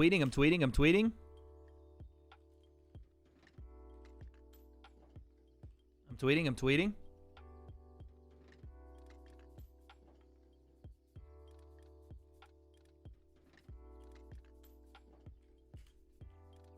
Takes me 5 years to tweet. All right, there we go. Main event time. Let's do the poll here. You guys had Aljo. Man, chat is fucking killing it tonight with the picks. Holy cow. You guys do this better than I do. Who wins? Islam, Charles. Let's go, baby. Let's go. All right, chat. You know what we do for main events? Chat? Do I have any phobias? I'm a bit of a hypochondriac, I would say. I don't know about phobias, but I'm a bit of a hypochondriac. Let's see. What's a good one? Oh, this is the one. All right, chat. It's time. It is time. And this is the fight we've been waiting on, chat. This is the fight we've seen for a couple of years now. The trajectory of two growing superstars. Two men that, quite frankly, you can check the tapes from me. At least one of them I said was going to be champ. All the way back in 2019. I think even 2018, I was saying there's this guy, Islam Makhachev. He's basically Habib reincarnated a couple of years younger. He's the heir apparent to Dagestan. He is the man that could and maybe will tonight take the throne, but there's one man in his way. And that man, ladies and gentlemen, that man is Charles do Bronx Oliveira. You want to talk about a guy that was kicked while he was down, a guy that everyone pointed at and say he's got the talent, but he's not committed. He's not there mentally, physically. He doesn't want this as bad as everybody else does. Well, he shored that up real quick. He got to his feet from the favelas of Brazil to the championship match. And not only has he beaten everybody at 55, he's erased all the concerns about his mindset, about him quitting on himself. Today, there is one champion, and he goes by the name of do Bronx. And tonight he puts that title on the line once again. I know the weight classes or the weight issues and the scale. I don't care about any of that. He is the champ. And he's so well-rounded. He's good on his feet. He's good grappling. He's great off his back. So the question is, does he have what it takes to take down Islam, a man that only has one blemish on his record? Or is that Dagestani grappling fury going to absolutely obliterate the man with the gold, the man they call DuBronx. Chad, I got no answers. I got no answers. But good thing about it is it's time to find out. Charles Oliveira, Islam Makhachev, the UFC 155 title. Let's go. My dumbass didn't even record it. Son of a gun. That's okay. We'll do it right here. Okay, main event time. Charles DuBronx Oliveira, Islam Makhachev, 155-pound championship in the UFC. This fight's the one we've been waiting on. Not just for today, but for years. This is the one we've heard about, the rumors, the next Khabib. Charles Oliveira taking over the division. Who wins? It's time to find out. Let's go. All right. That's for the video, if we do one, chat. Oh, baby. Payday, payday. You want payday. I know that. All right. Emilio with the 2. Thank you. Epiphany with the 20. What do you think of the idea of having influencer boxing titles being identified by weight class? KSI light heavyweight, slim super middle or super welter, Jay welter, King Kenny interim light. I'd be fine. I mean, we were supposed to be doing that, but we need one. We don't need a ton of champions. We need one champion per weight class. And to be quite frank, we don't need to just abide by boxing weight classes because we don't have as many guys in those. We don't have enough guys to fill them out. We need to have like weight ranges, right? Like bigger than pro boxing. We don't need to have 27 weight classes. We just don't have that many people. I say we have 5 to 8 weight classes, and that just be it. Because guys can move up and down, right? Just spread out the weights a little more, and that be it. Because we're having 10 to 12 to 15 weight classes is ridiculous. Everyone's going to carry a belt. No one's going to fight anybody.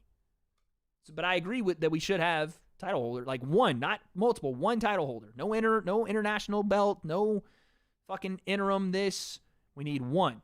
That's it. Honestly, yeah, the UFC system is perfect. That's it. You carry your belt in between promotions, whether it's Misfits, whether it's, any of these people, you carry the same belt. We don't need a Misfits champion and an ICB and an XYZ. We don't need all that. One. Trey Campbell with the 2. Let's get it. Let's get it, baby. Virtual Rob with the 450. Wade, bro, you know it. Just admit it. Oliveira is going to submit Islam in round 3. By the way, keep up the grind, bro. I hope not, because I bet the complete opposite way. This is Tony versus Khabib 2.0. That's a great comparison. Thank you for the 2. All right. Somebody's walking out. Let's see. It's going to be Islam first, I assume. Yep. Islam making his walk to the ring, chat. You know what this man brings. You know he's an insane grappler. You know sometimes he likes to mix it up on the feet as well. I wouldn't advise that tonight. He has Coach Khabib in the corner. And I'm pretty sure Khabib's undefeated as a coach. I could be wrong there, but he, at least from what I've seen, is one of the most successful coaches in MMA right now as a head corner. And not only is Khabib in his corner, but Khabib has molded this man to be the heir apparent at 155. We've heard it for years. There's this guy up at AKA, and his name isn't Khabib.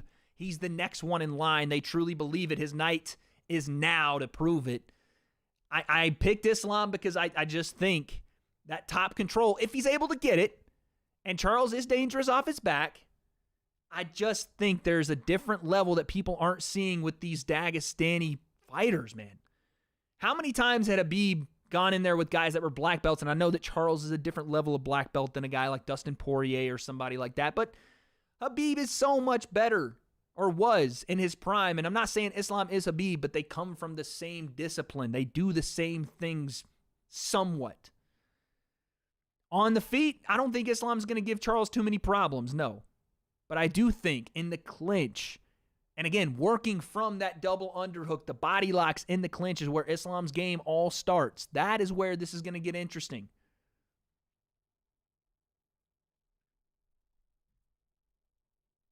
That's where it's going to get interesting. All right, let me actually see. Okay, so I picked Islam Makhachev round 4 winner. So I went with the round. That's why this is such a big payout if I win. I also picked Islam by submission. So this is because this is going to sound silly, but Charles has been submitted 3 times in the UFC. Wait, I thought you were commentating Deji versus Floyd. Deji just knocked Floyd out. Yeah, sorry, I wasn't there, guys. Oh, yeah, so this is going to be interesting. DC is on the commentary, which we all know that Islam is DC's guy. That's his guy, right? I mean, they're from the same gym. DC brought him up. Same with Habib. So it's going to be tough for DC to remain impartial. This is probably why I was not on the commentary desk for FaZe Sensei's fight. I understand it. I get it. Can you guys tell me something? Why do Russians love house music or whatever it is, like club music? That was like Islam's walkout song sounded like a 1990s rave song. What is that?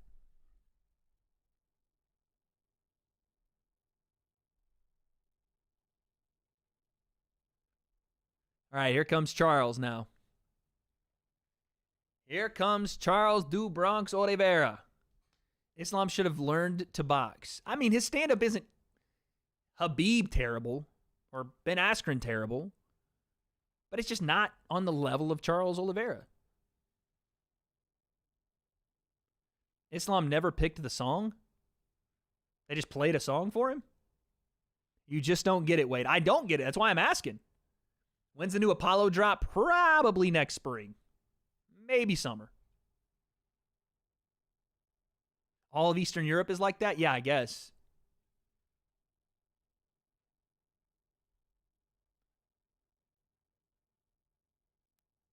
Oh, okay. I see. The UFC just picked a general song for him.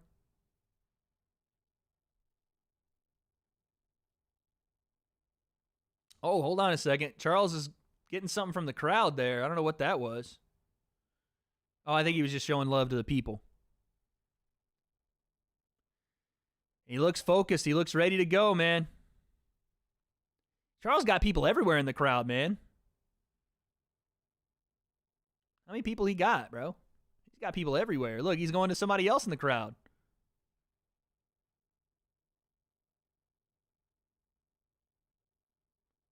He's got people everywhere. That's so dope, man. Oh, he said on Nelk that his manager picks it for him? Yeah, that makes sense. Ali picking shit for him. Operating Twitter for him. Doing everything for him. What's with the... You kind of fuck with the silver hair? Yeah, I like that they do that. I don't think I can rock it, but I do like that they do it. I'm 30 today, guys. That's right. The big 3-0. Chat, we're going with Charles, huh? Okay, 56% of the vote to Charles Oliveira here. We got 4,000 people in the chat. Here we go, baby. We have 4,000 people. I need more people to vote. We only have 2,600 votes. I need all of us, everybody in here. Click that button. Let's see your votes. We need to see it. We need to see it.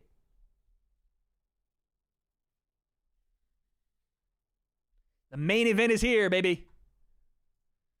The main event is here.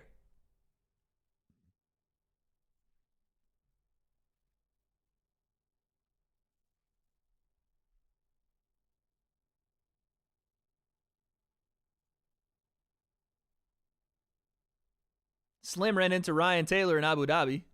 They took a picture together. Connor is tweeting. He says the best shooter in the UFC. I'm not sure who he's talking about.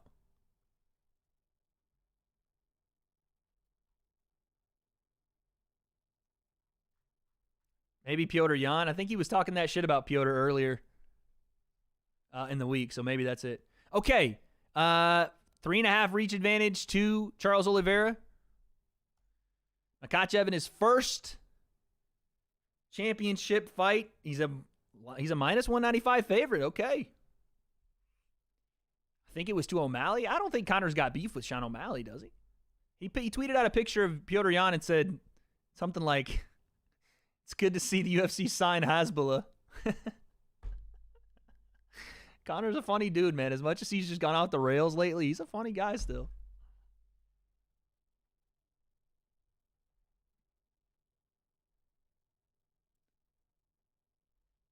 Splashy, what's good? Oh, baby. This is where the nerves start rising. The blood starts boiling, chat. Charles wins easily, chat says, huh? Chat, I know you voted. Tell me how Charles wins. We saying decision? We saying TKO, KO, submission? What we saying? What we saying?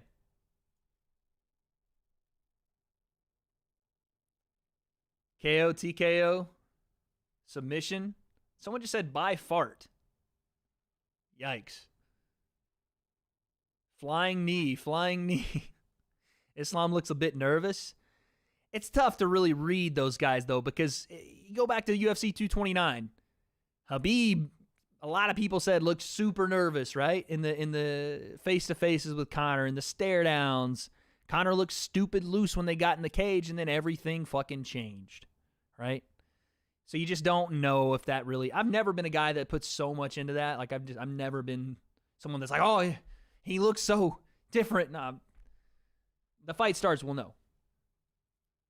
Then you can start to, in my opinion, when the fight starts and like between rounds and stuff like that, then I feel like you can read body language a little better. The only guy I've ever seen that like legitimately looked body language wise like he was just out of his element completely was Jose Aldo right before he fought Conor. It was just like a completely different look, feel. It didn't look like him, right? Like Jose does the thing where his head is down, but he just looked like shrunken, you know?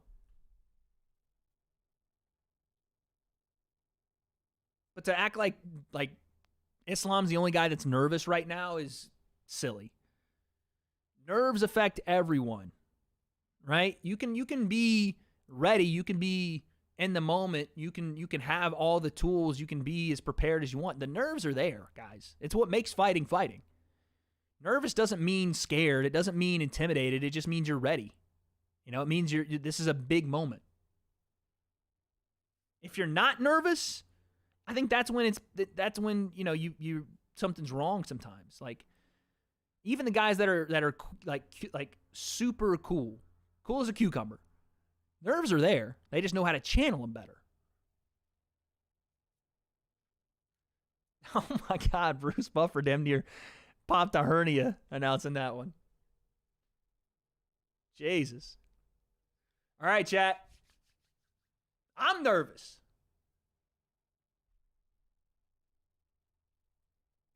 They got the gold standard, man. Jason Herzog, the big fucking hog, refereeing this thing. Woo! I got the timer, guys. Don't worry. I got the timer.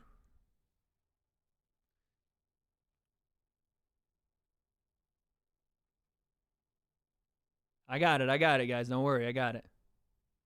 All right, here we go. Round one. And Charles does come out jumping switch kick. It misses, but he did come out and go for it. Head kick, Charles Oliveira tries to put Islam back on the back foot. Straight left hand, Islam. That lands. And Islam coming forward, big shots. Yeah, Islam with a nice left hand to start this fight. Caught Charles early. But Charles has been caught and even dropped, and it looks like things are going bad, and he's come back and won. So don't start to get overexcited if you're an Islam fan. And now we grapple, and Islam is on top of Charles on the ground already, full guard. It wasn't even like a takedown. They just fell into it. But Charles is slick off his back, so let's see what we got here. Islam in full guard. Charles throws up the high guard. He's going to do that a ton. He's going to get those feet. Oh, man, and Oliveira looks triangle already. And Islam is in a bit of a tough spot here, kind of, but he's not fully flattened out for a legitimate triangle to be had here. And then Islam breaks out of it, gets to full guard. It's a pro-Islam crowd. Oliveira looking for elbows from the bottom.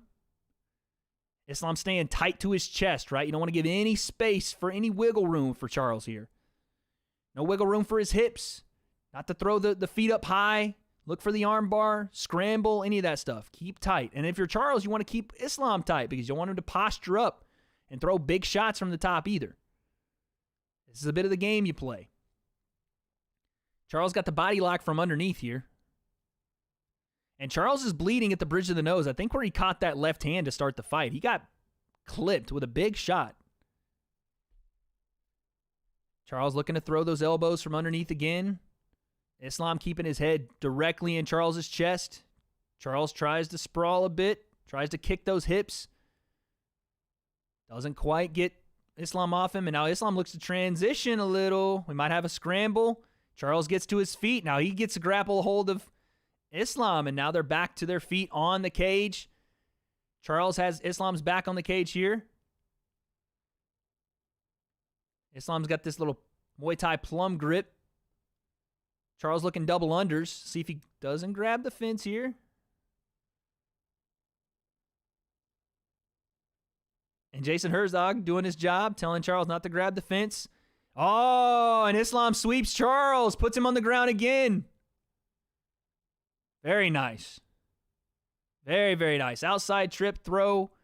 And now Makhachev, man, they call this guy a fucking Ninja Turtle. When he gets on top of you and starts that squeeze with his back muscles just start popping out. But Charles does a good job and gets back to full guard here.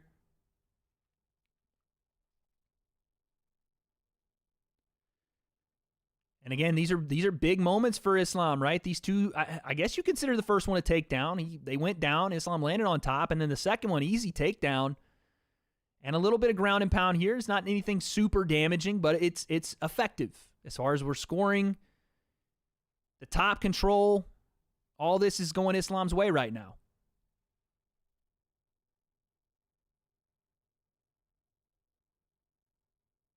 Now let's see what Charles is going to do, because he has a minute 30 here in round one, and he's in a bad spot. Does he stay here and allow Islam basically to grind this round out, go down 1-0, and then come back? He did that, not in the same way, but he went down 0-1 to Michael Chandler and came back and won that fight in the second. So does he save energy here by trying not to fight these positions and just keeping himself safe? Or does he try to scramble and get back to his feet? I think he probably is looking to get back to his feet, but it might just be the better option just to stay here. Protect yourself. Not let Islam get off too many elbows or shots, and just chalk this one up. And again, Islam doing a great job with his head placement, just driving that head into Charles's chin, into his chest, just making him just change position, frustrating him, make him work down there. And Islam's just going to work here. Nice ground and pound. That's good. Elbows, hammer fist. He's throwing some shots. Let's go, chat. Almost 5K in here. Oh, nice elbow there from Islam. 20 seconds.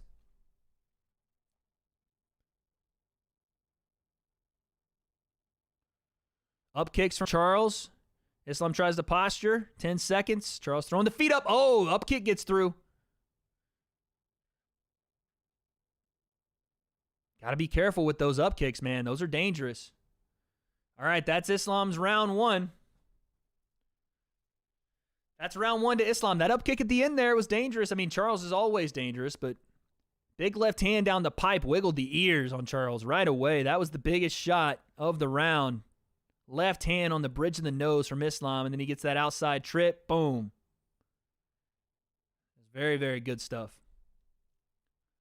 All right. That's 1-0 to Islam.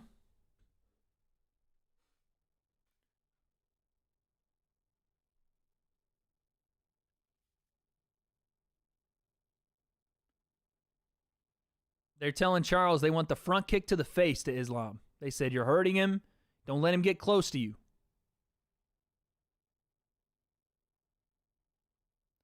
They said, don't let him be active, you're active. Don't let him get close. That's where he wants to be. All right, round two, here we go.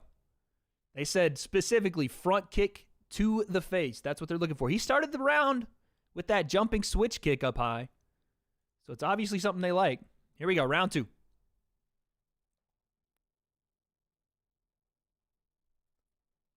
Charles takes center of the octagon. He goes teep kick to the body.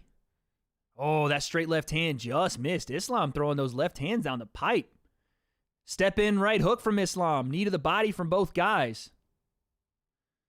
Charles is trying to get work in this clinch and then separate. Charles tries to take Islam down, but it really just switched the position. Now Islam got Charles on the cage. In that clinch, Charles is trying to work and separate, right? Like they get the clinch, and Charles wants to separate and throw, whereas Islam stays engaged, and they kind of do-si-do their way to the side of the cage there, and now Islam has Charles back on the cage. That's the tough part, right? You're talking about a guy, nice knee there from Charles, and Islam that's doing enough with his striking to get Charles' respect, but his grappling obviously is where his bread's buttered. So when you're trying to separate and strike, and now Islam has double underhooks and his hands are together here, a little high. But when you're trying to disengage and strike, it's tough because Islam's still going, and I think that's what they want to do. They want to break him in exchanges, right? Where Islam may chase that grappling and Charles can then try to catch him in the in-between, but it's tough, man. He stays glued to you.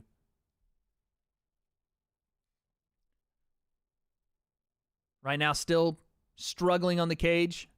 Islam wants to take down, obviously. Charles is doing a good job defending. Both guys throw knees, then they separate. This is where Charles is going to have to find success, and he's obviously the better striker. Nice right hook from Islam, but he looks like he's slowing down just a bit with that exchange. And again, nice counter left hand right hook from Islam. Charles is leading these exchanges, and Islam just allowing him to, and then countering over. Thing is, though, you don't want to start trading with Charles, right? If you're Islam, you want to throw and get out because Charles is easily the better striker. So when these exchanges happen and the pocket is contained between the two of them for multiple exchanges, Charles is going to have more success. If Islam can throw and get out or counter and get out, that's fine. Do that. But the longer you stay in there, the more chance you give Charles to land a big one. And again, straight left hand, right hook from Islam. And it's not hurting Charles, but they're landing. Head kick, that's partially blocked.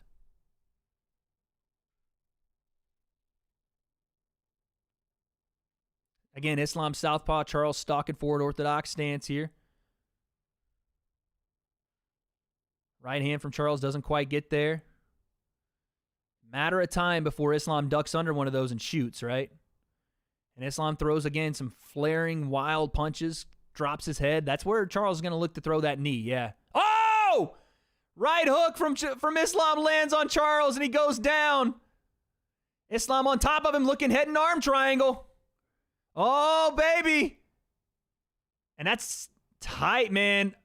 Oh, man, and he's in full. Oh, my God, Islam submits Charles Oliveira. Oh, my God. Did I call it or did I call it? Immediately he got to the mount and submits Charles Oliveira with the head and arm triangle. Wow. That squeeze is something serious. And Khabib storms the cage. They all celebrate. Oh, my God. And new. Wow. As soon as Islam had it in half guard. He had it in half guard, and as soon as he cleared half guard and got on top of Charles and mounted him, it was such a quick tap. That's the squeeze I'm talking about with Islam. He's so freaking strong. It didn't take long at all. As soon as he got to the mount, boom, over. Wow. Snaps Charles' 11-fight win streak. Wow. And Makhachev, listen, he threw that big knee and got caught with a big check hook from Islam, and immediately Islam goes down into the guard and snapped it on him like a trap. Got to half guard, and boom, as soon as he cleared, he wasn't even in full mount. He cleared to the right side, got his hips to the left side, and that was it. And Khabib goes nuts. Oh, my Lord, have mercy. Look at that. Listen, you love to see it from Khabib and them. That's their brother, man. They've been working on this for years, but wow. Wow. There it is. That was the prophecy, guys. We said it for years. That Islam was the uncrowned champ here. He was going to take over this game as soon as Khabib was done with it, and he did. He did. Wow.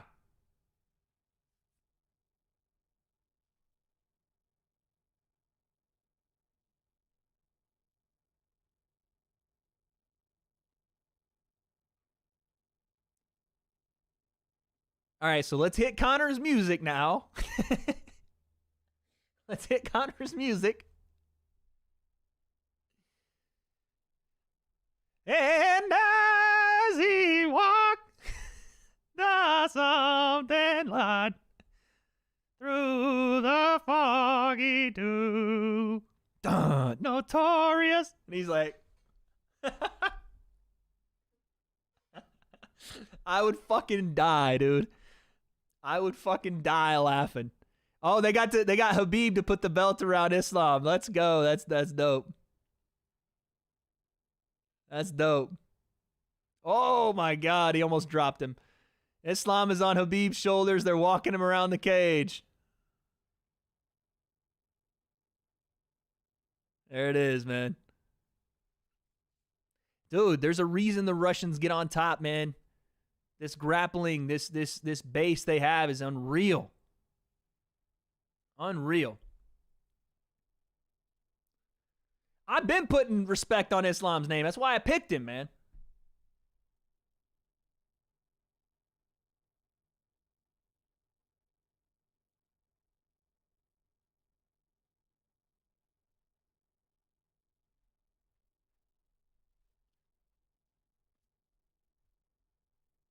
Islam thanks God.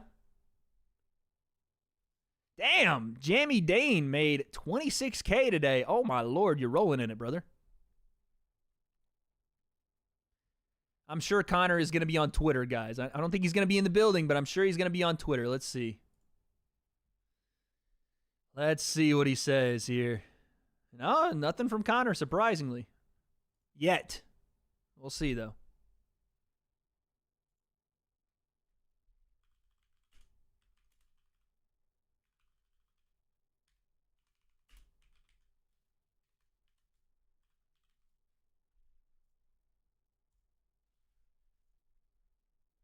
That was insane, man. That was insane. He submitted, and I didn't know this. I thought Charles was close. I didn't know he had the most submissions in UFC history. He submitted the man with the most submissions in UFC history. Wow. Wow.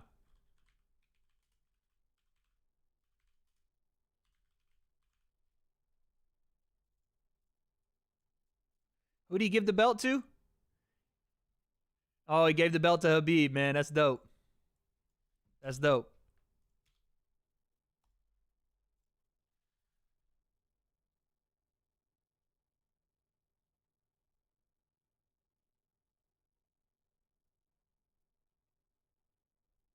He said that they've trained together for 22 years.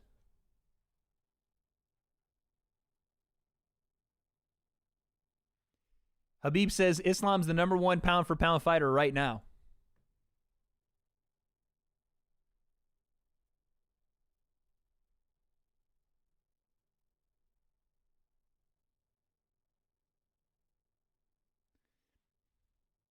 Dang.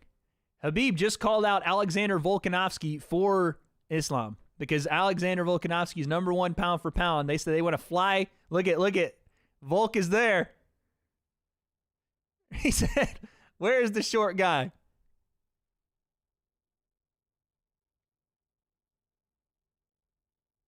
Oh, he said, I didn't see the short guy. Bring him here.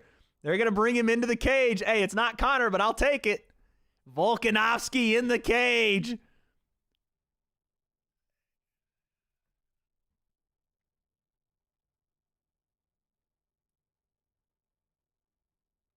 DC said you're not going to get too close.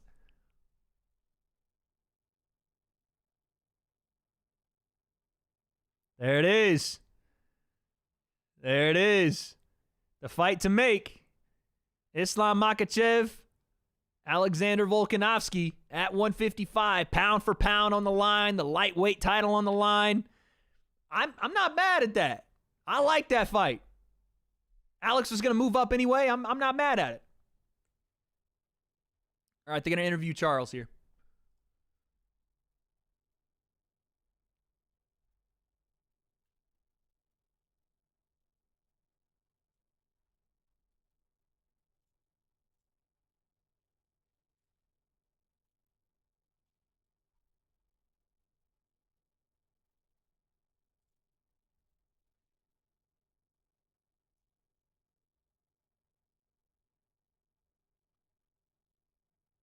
Charles said it wasn't his day, but he's going to get it back.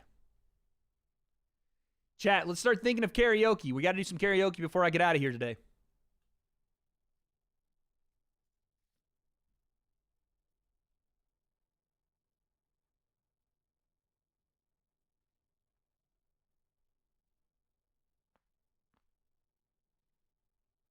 Bro felt the power and tapped. Listen, the squeeze that Islam has, I don't blame him. I can snap necks, man. Someone said, please do not do singing. Fuck off, all right?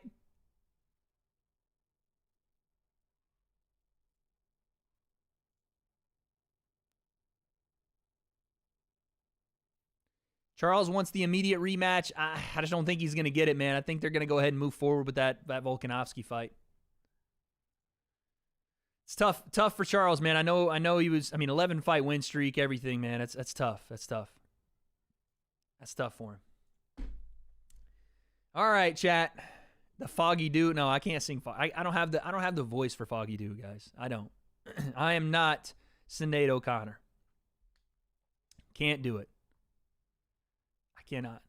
Actually, give me 1 second, chat. Give me 1 second.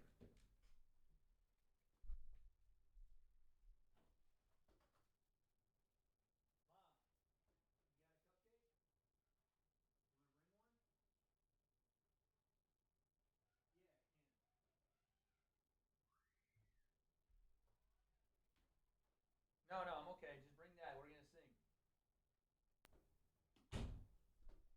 All right. I have a delivery on the way. Chat. I want to thank everybody that's sticking in here for song time. You guys know how we end these things. Oh yeah, let's do donos, man. Let's do donos. Virtual Rob with the 450. That didn't go your way. Suragu. Appreciate that. Status, thank you. Shady with the 180. Granddaddy Wade looking rough the past few years. Yeah, you know, what can I say, Shady? Thanks, man. Newbie with the 450 just won 60 on Islam submission, so here's for your birthday. Appreciate that, man. It's Eagle with the 2. Sing, you already know. Waffle Taco Gamer still doing birthday message. You know what? We'll do yours, Waffle. All right? I haven't checked it, but we'll go ahead and hit Waffle Taco Gamer. See what you got, man.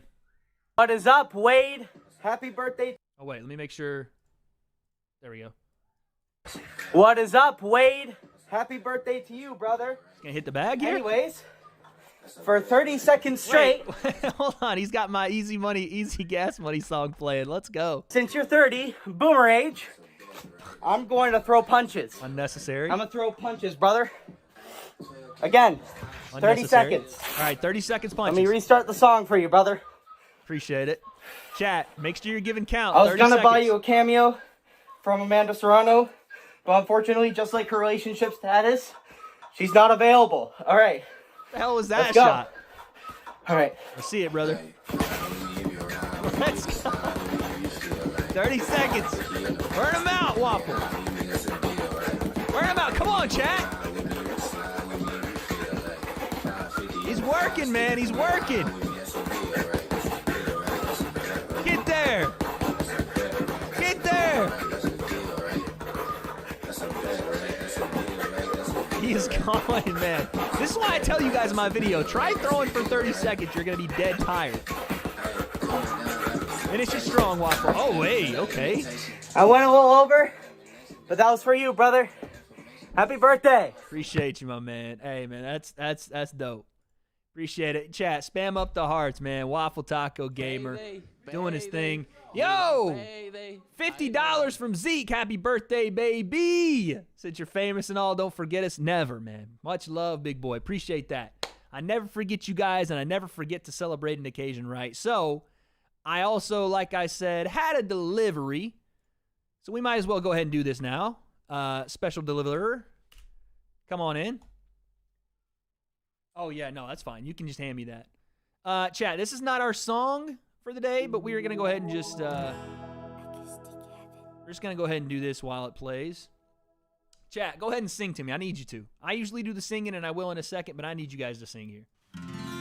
Here we go.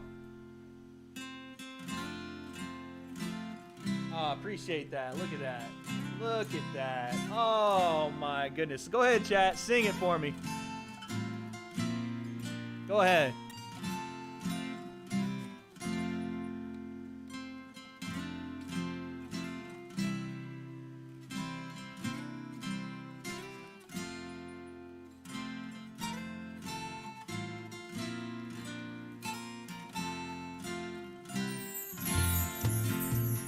Shit, that was going to start turning up. All right, chat. I'm going to blow out my candle, make a wish. There it is, man. There it is. What the fluff is this? Oh! I literally took the icing off the cake. All right, if you guys haven't had nothing but cakes, you're missing out. I'm going to take a big bite here. Mmm.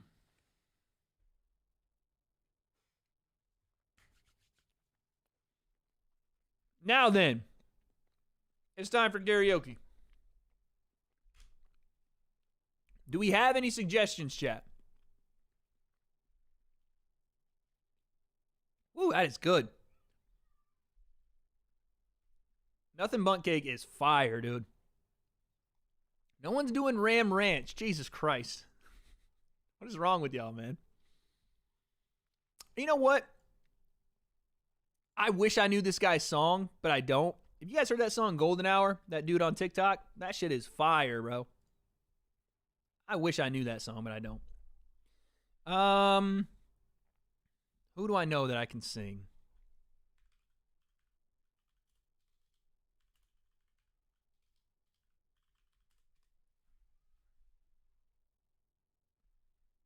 Sing some Frank Sinatra? Let's see. What do we got from Frank today? I've done My Way already. I want to do what's the one? Not that one, not that one, not that one. Payday, you want payday. Not Strangers in the Night. I know that. What is the song, man? What is the song? It's going to bug the shit out of me that I can't think of it. Have we done Eric? We did Eric Clapton, right? We did Eric Clapton.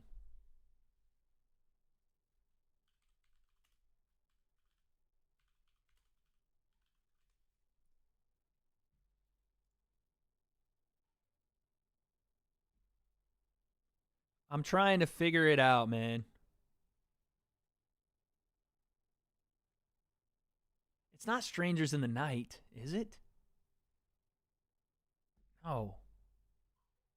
Maybe that's not Frank Sinatra. Summer is Over? I don't know the words to Summer is Over.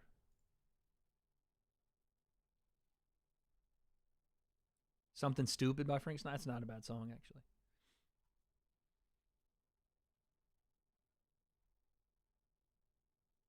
I think we did the other one. I'm not doing Gary Come Home. Fuck off, bruh. We've done Fly Me to the Moon. We've done Country Roads, I think.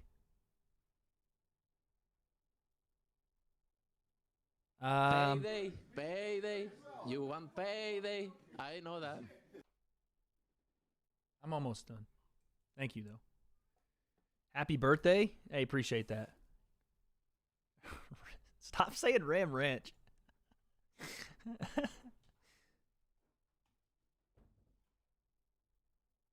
I want to do a slow song, but I don't know what I want to do, bro. It's got to be a good one for my birthday. I could try this, but I'm not going to be very good at it.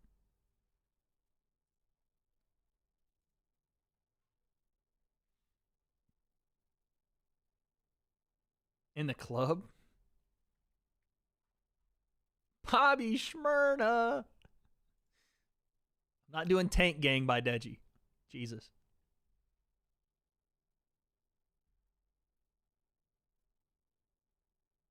I don't know why I'm having such a hard time figuring that song out from Frank Sinatra. I would sing it. I just now can't remember it now.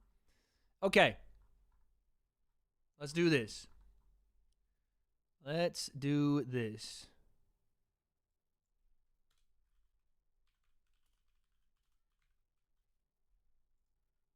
I'm sexy and I know it. That's not it. That's not happening.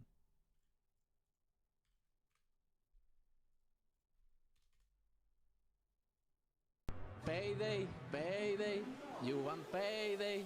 I know that. I know that.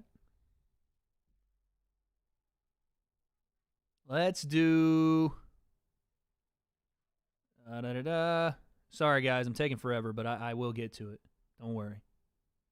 I will get to it.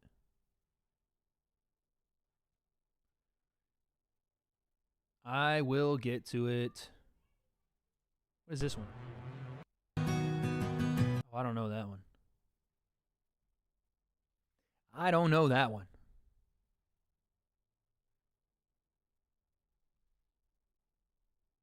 Someone said speed it up. Fine, dude. Payday, payday. You want payday. I know that. Fine, dude.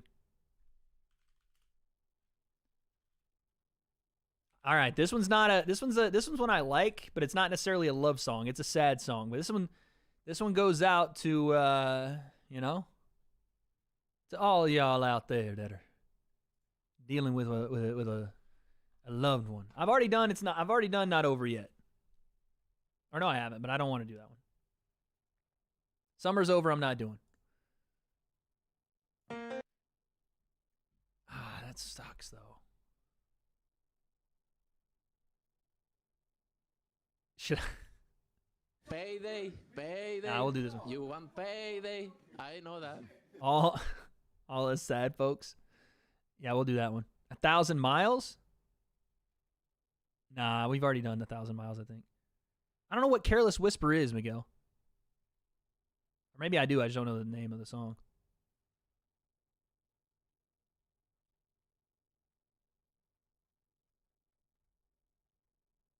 Shawn Mendes? I don't know Shawn Mendes too much.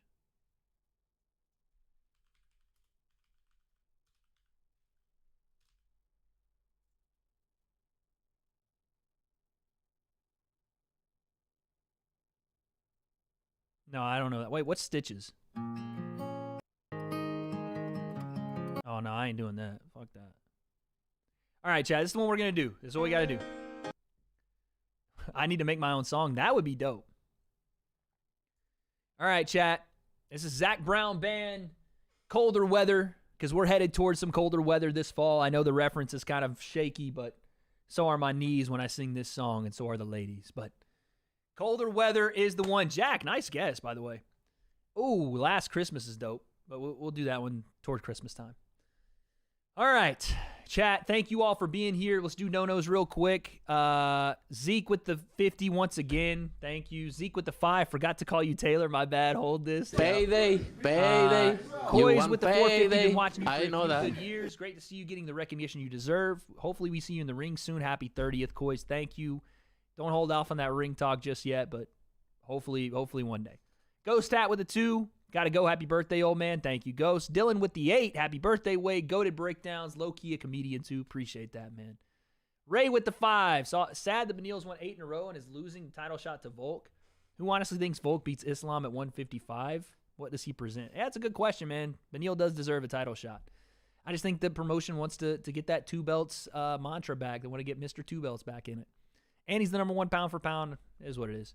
Reputation by Post Malone or Hide by Juice WRLD. Don't know either of those, but thank you, Manson. All right.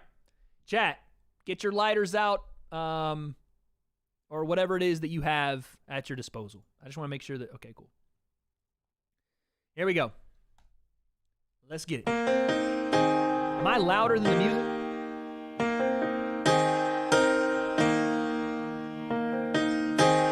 This one's for you, chat. She'd take Colorado if he'd take her with him. Closes the door before the winter lets the cold in. I can't hit this.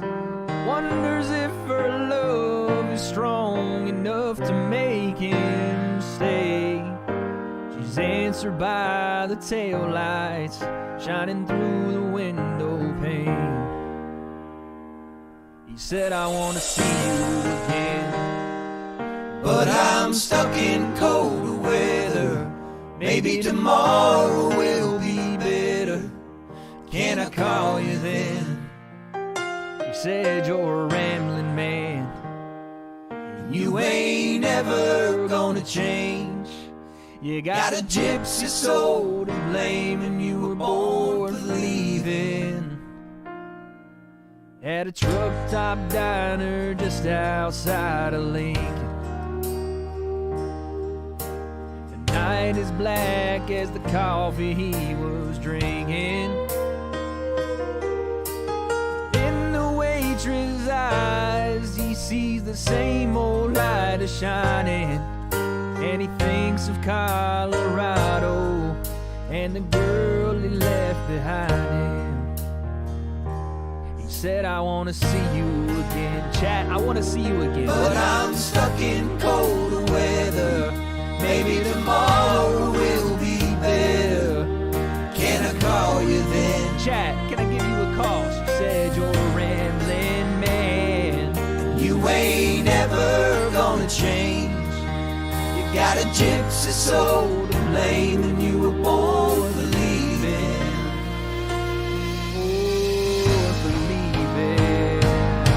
Well, it's a winding road when you're on the lost and found. You're a lover, I'm a runner, and we go round and round. And I love you, but I leave you. I don't want you, but I need you. Know it's you that calls me back here, baby.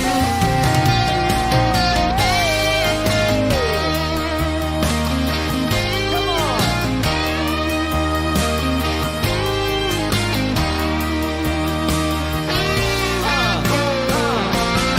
I wanna see you again, But I'm stuck in colder weather.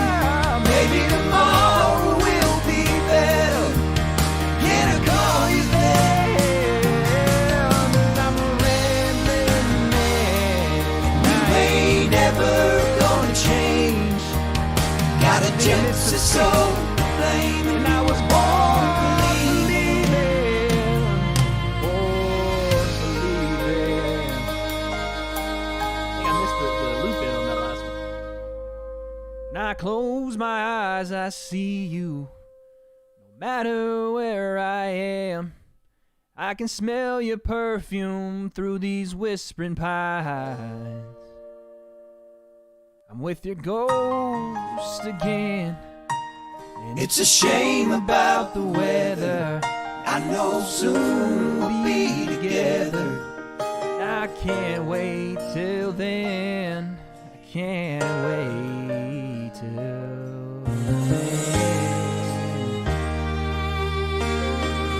Oh, I can't wait till then. I can't wait no more. I can't wait.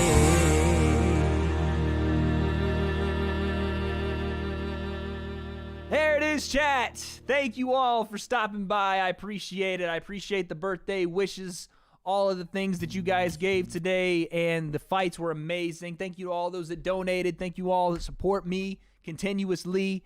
I love you to death, and we will see you next time. You know the way we end these things, so I'll go ahead and set it off now. I'm going to go celebrate with the fam. I hope everybody has a great Saturday. Thank you so much, and I will see you hopefully Monday or Tuesday. I don't know yet, but as the saying goes, I guess we'll find out. Peace, y'all. Like.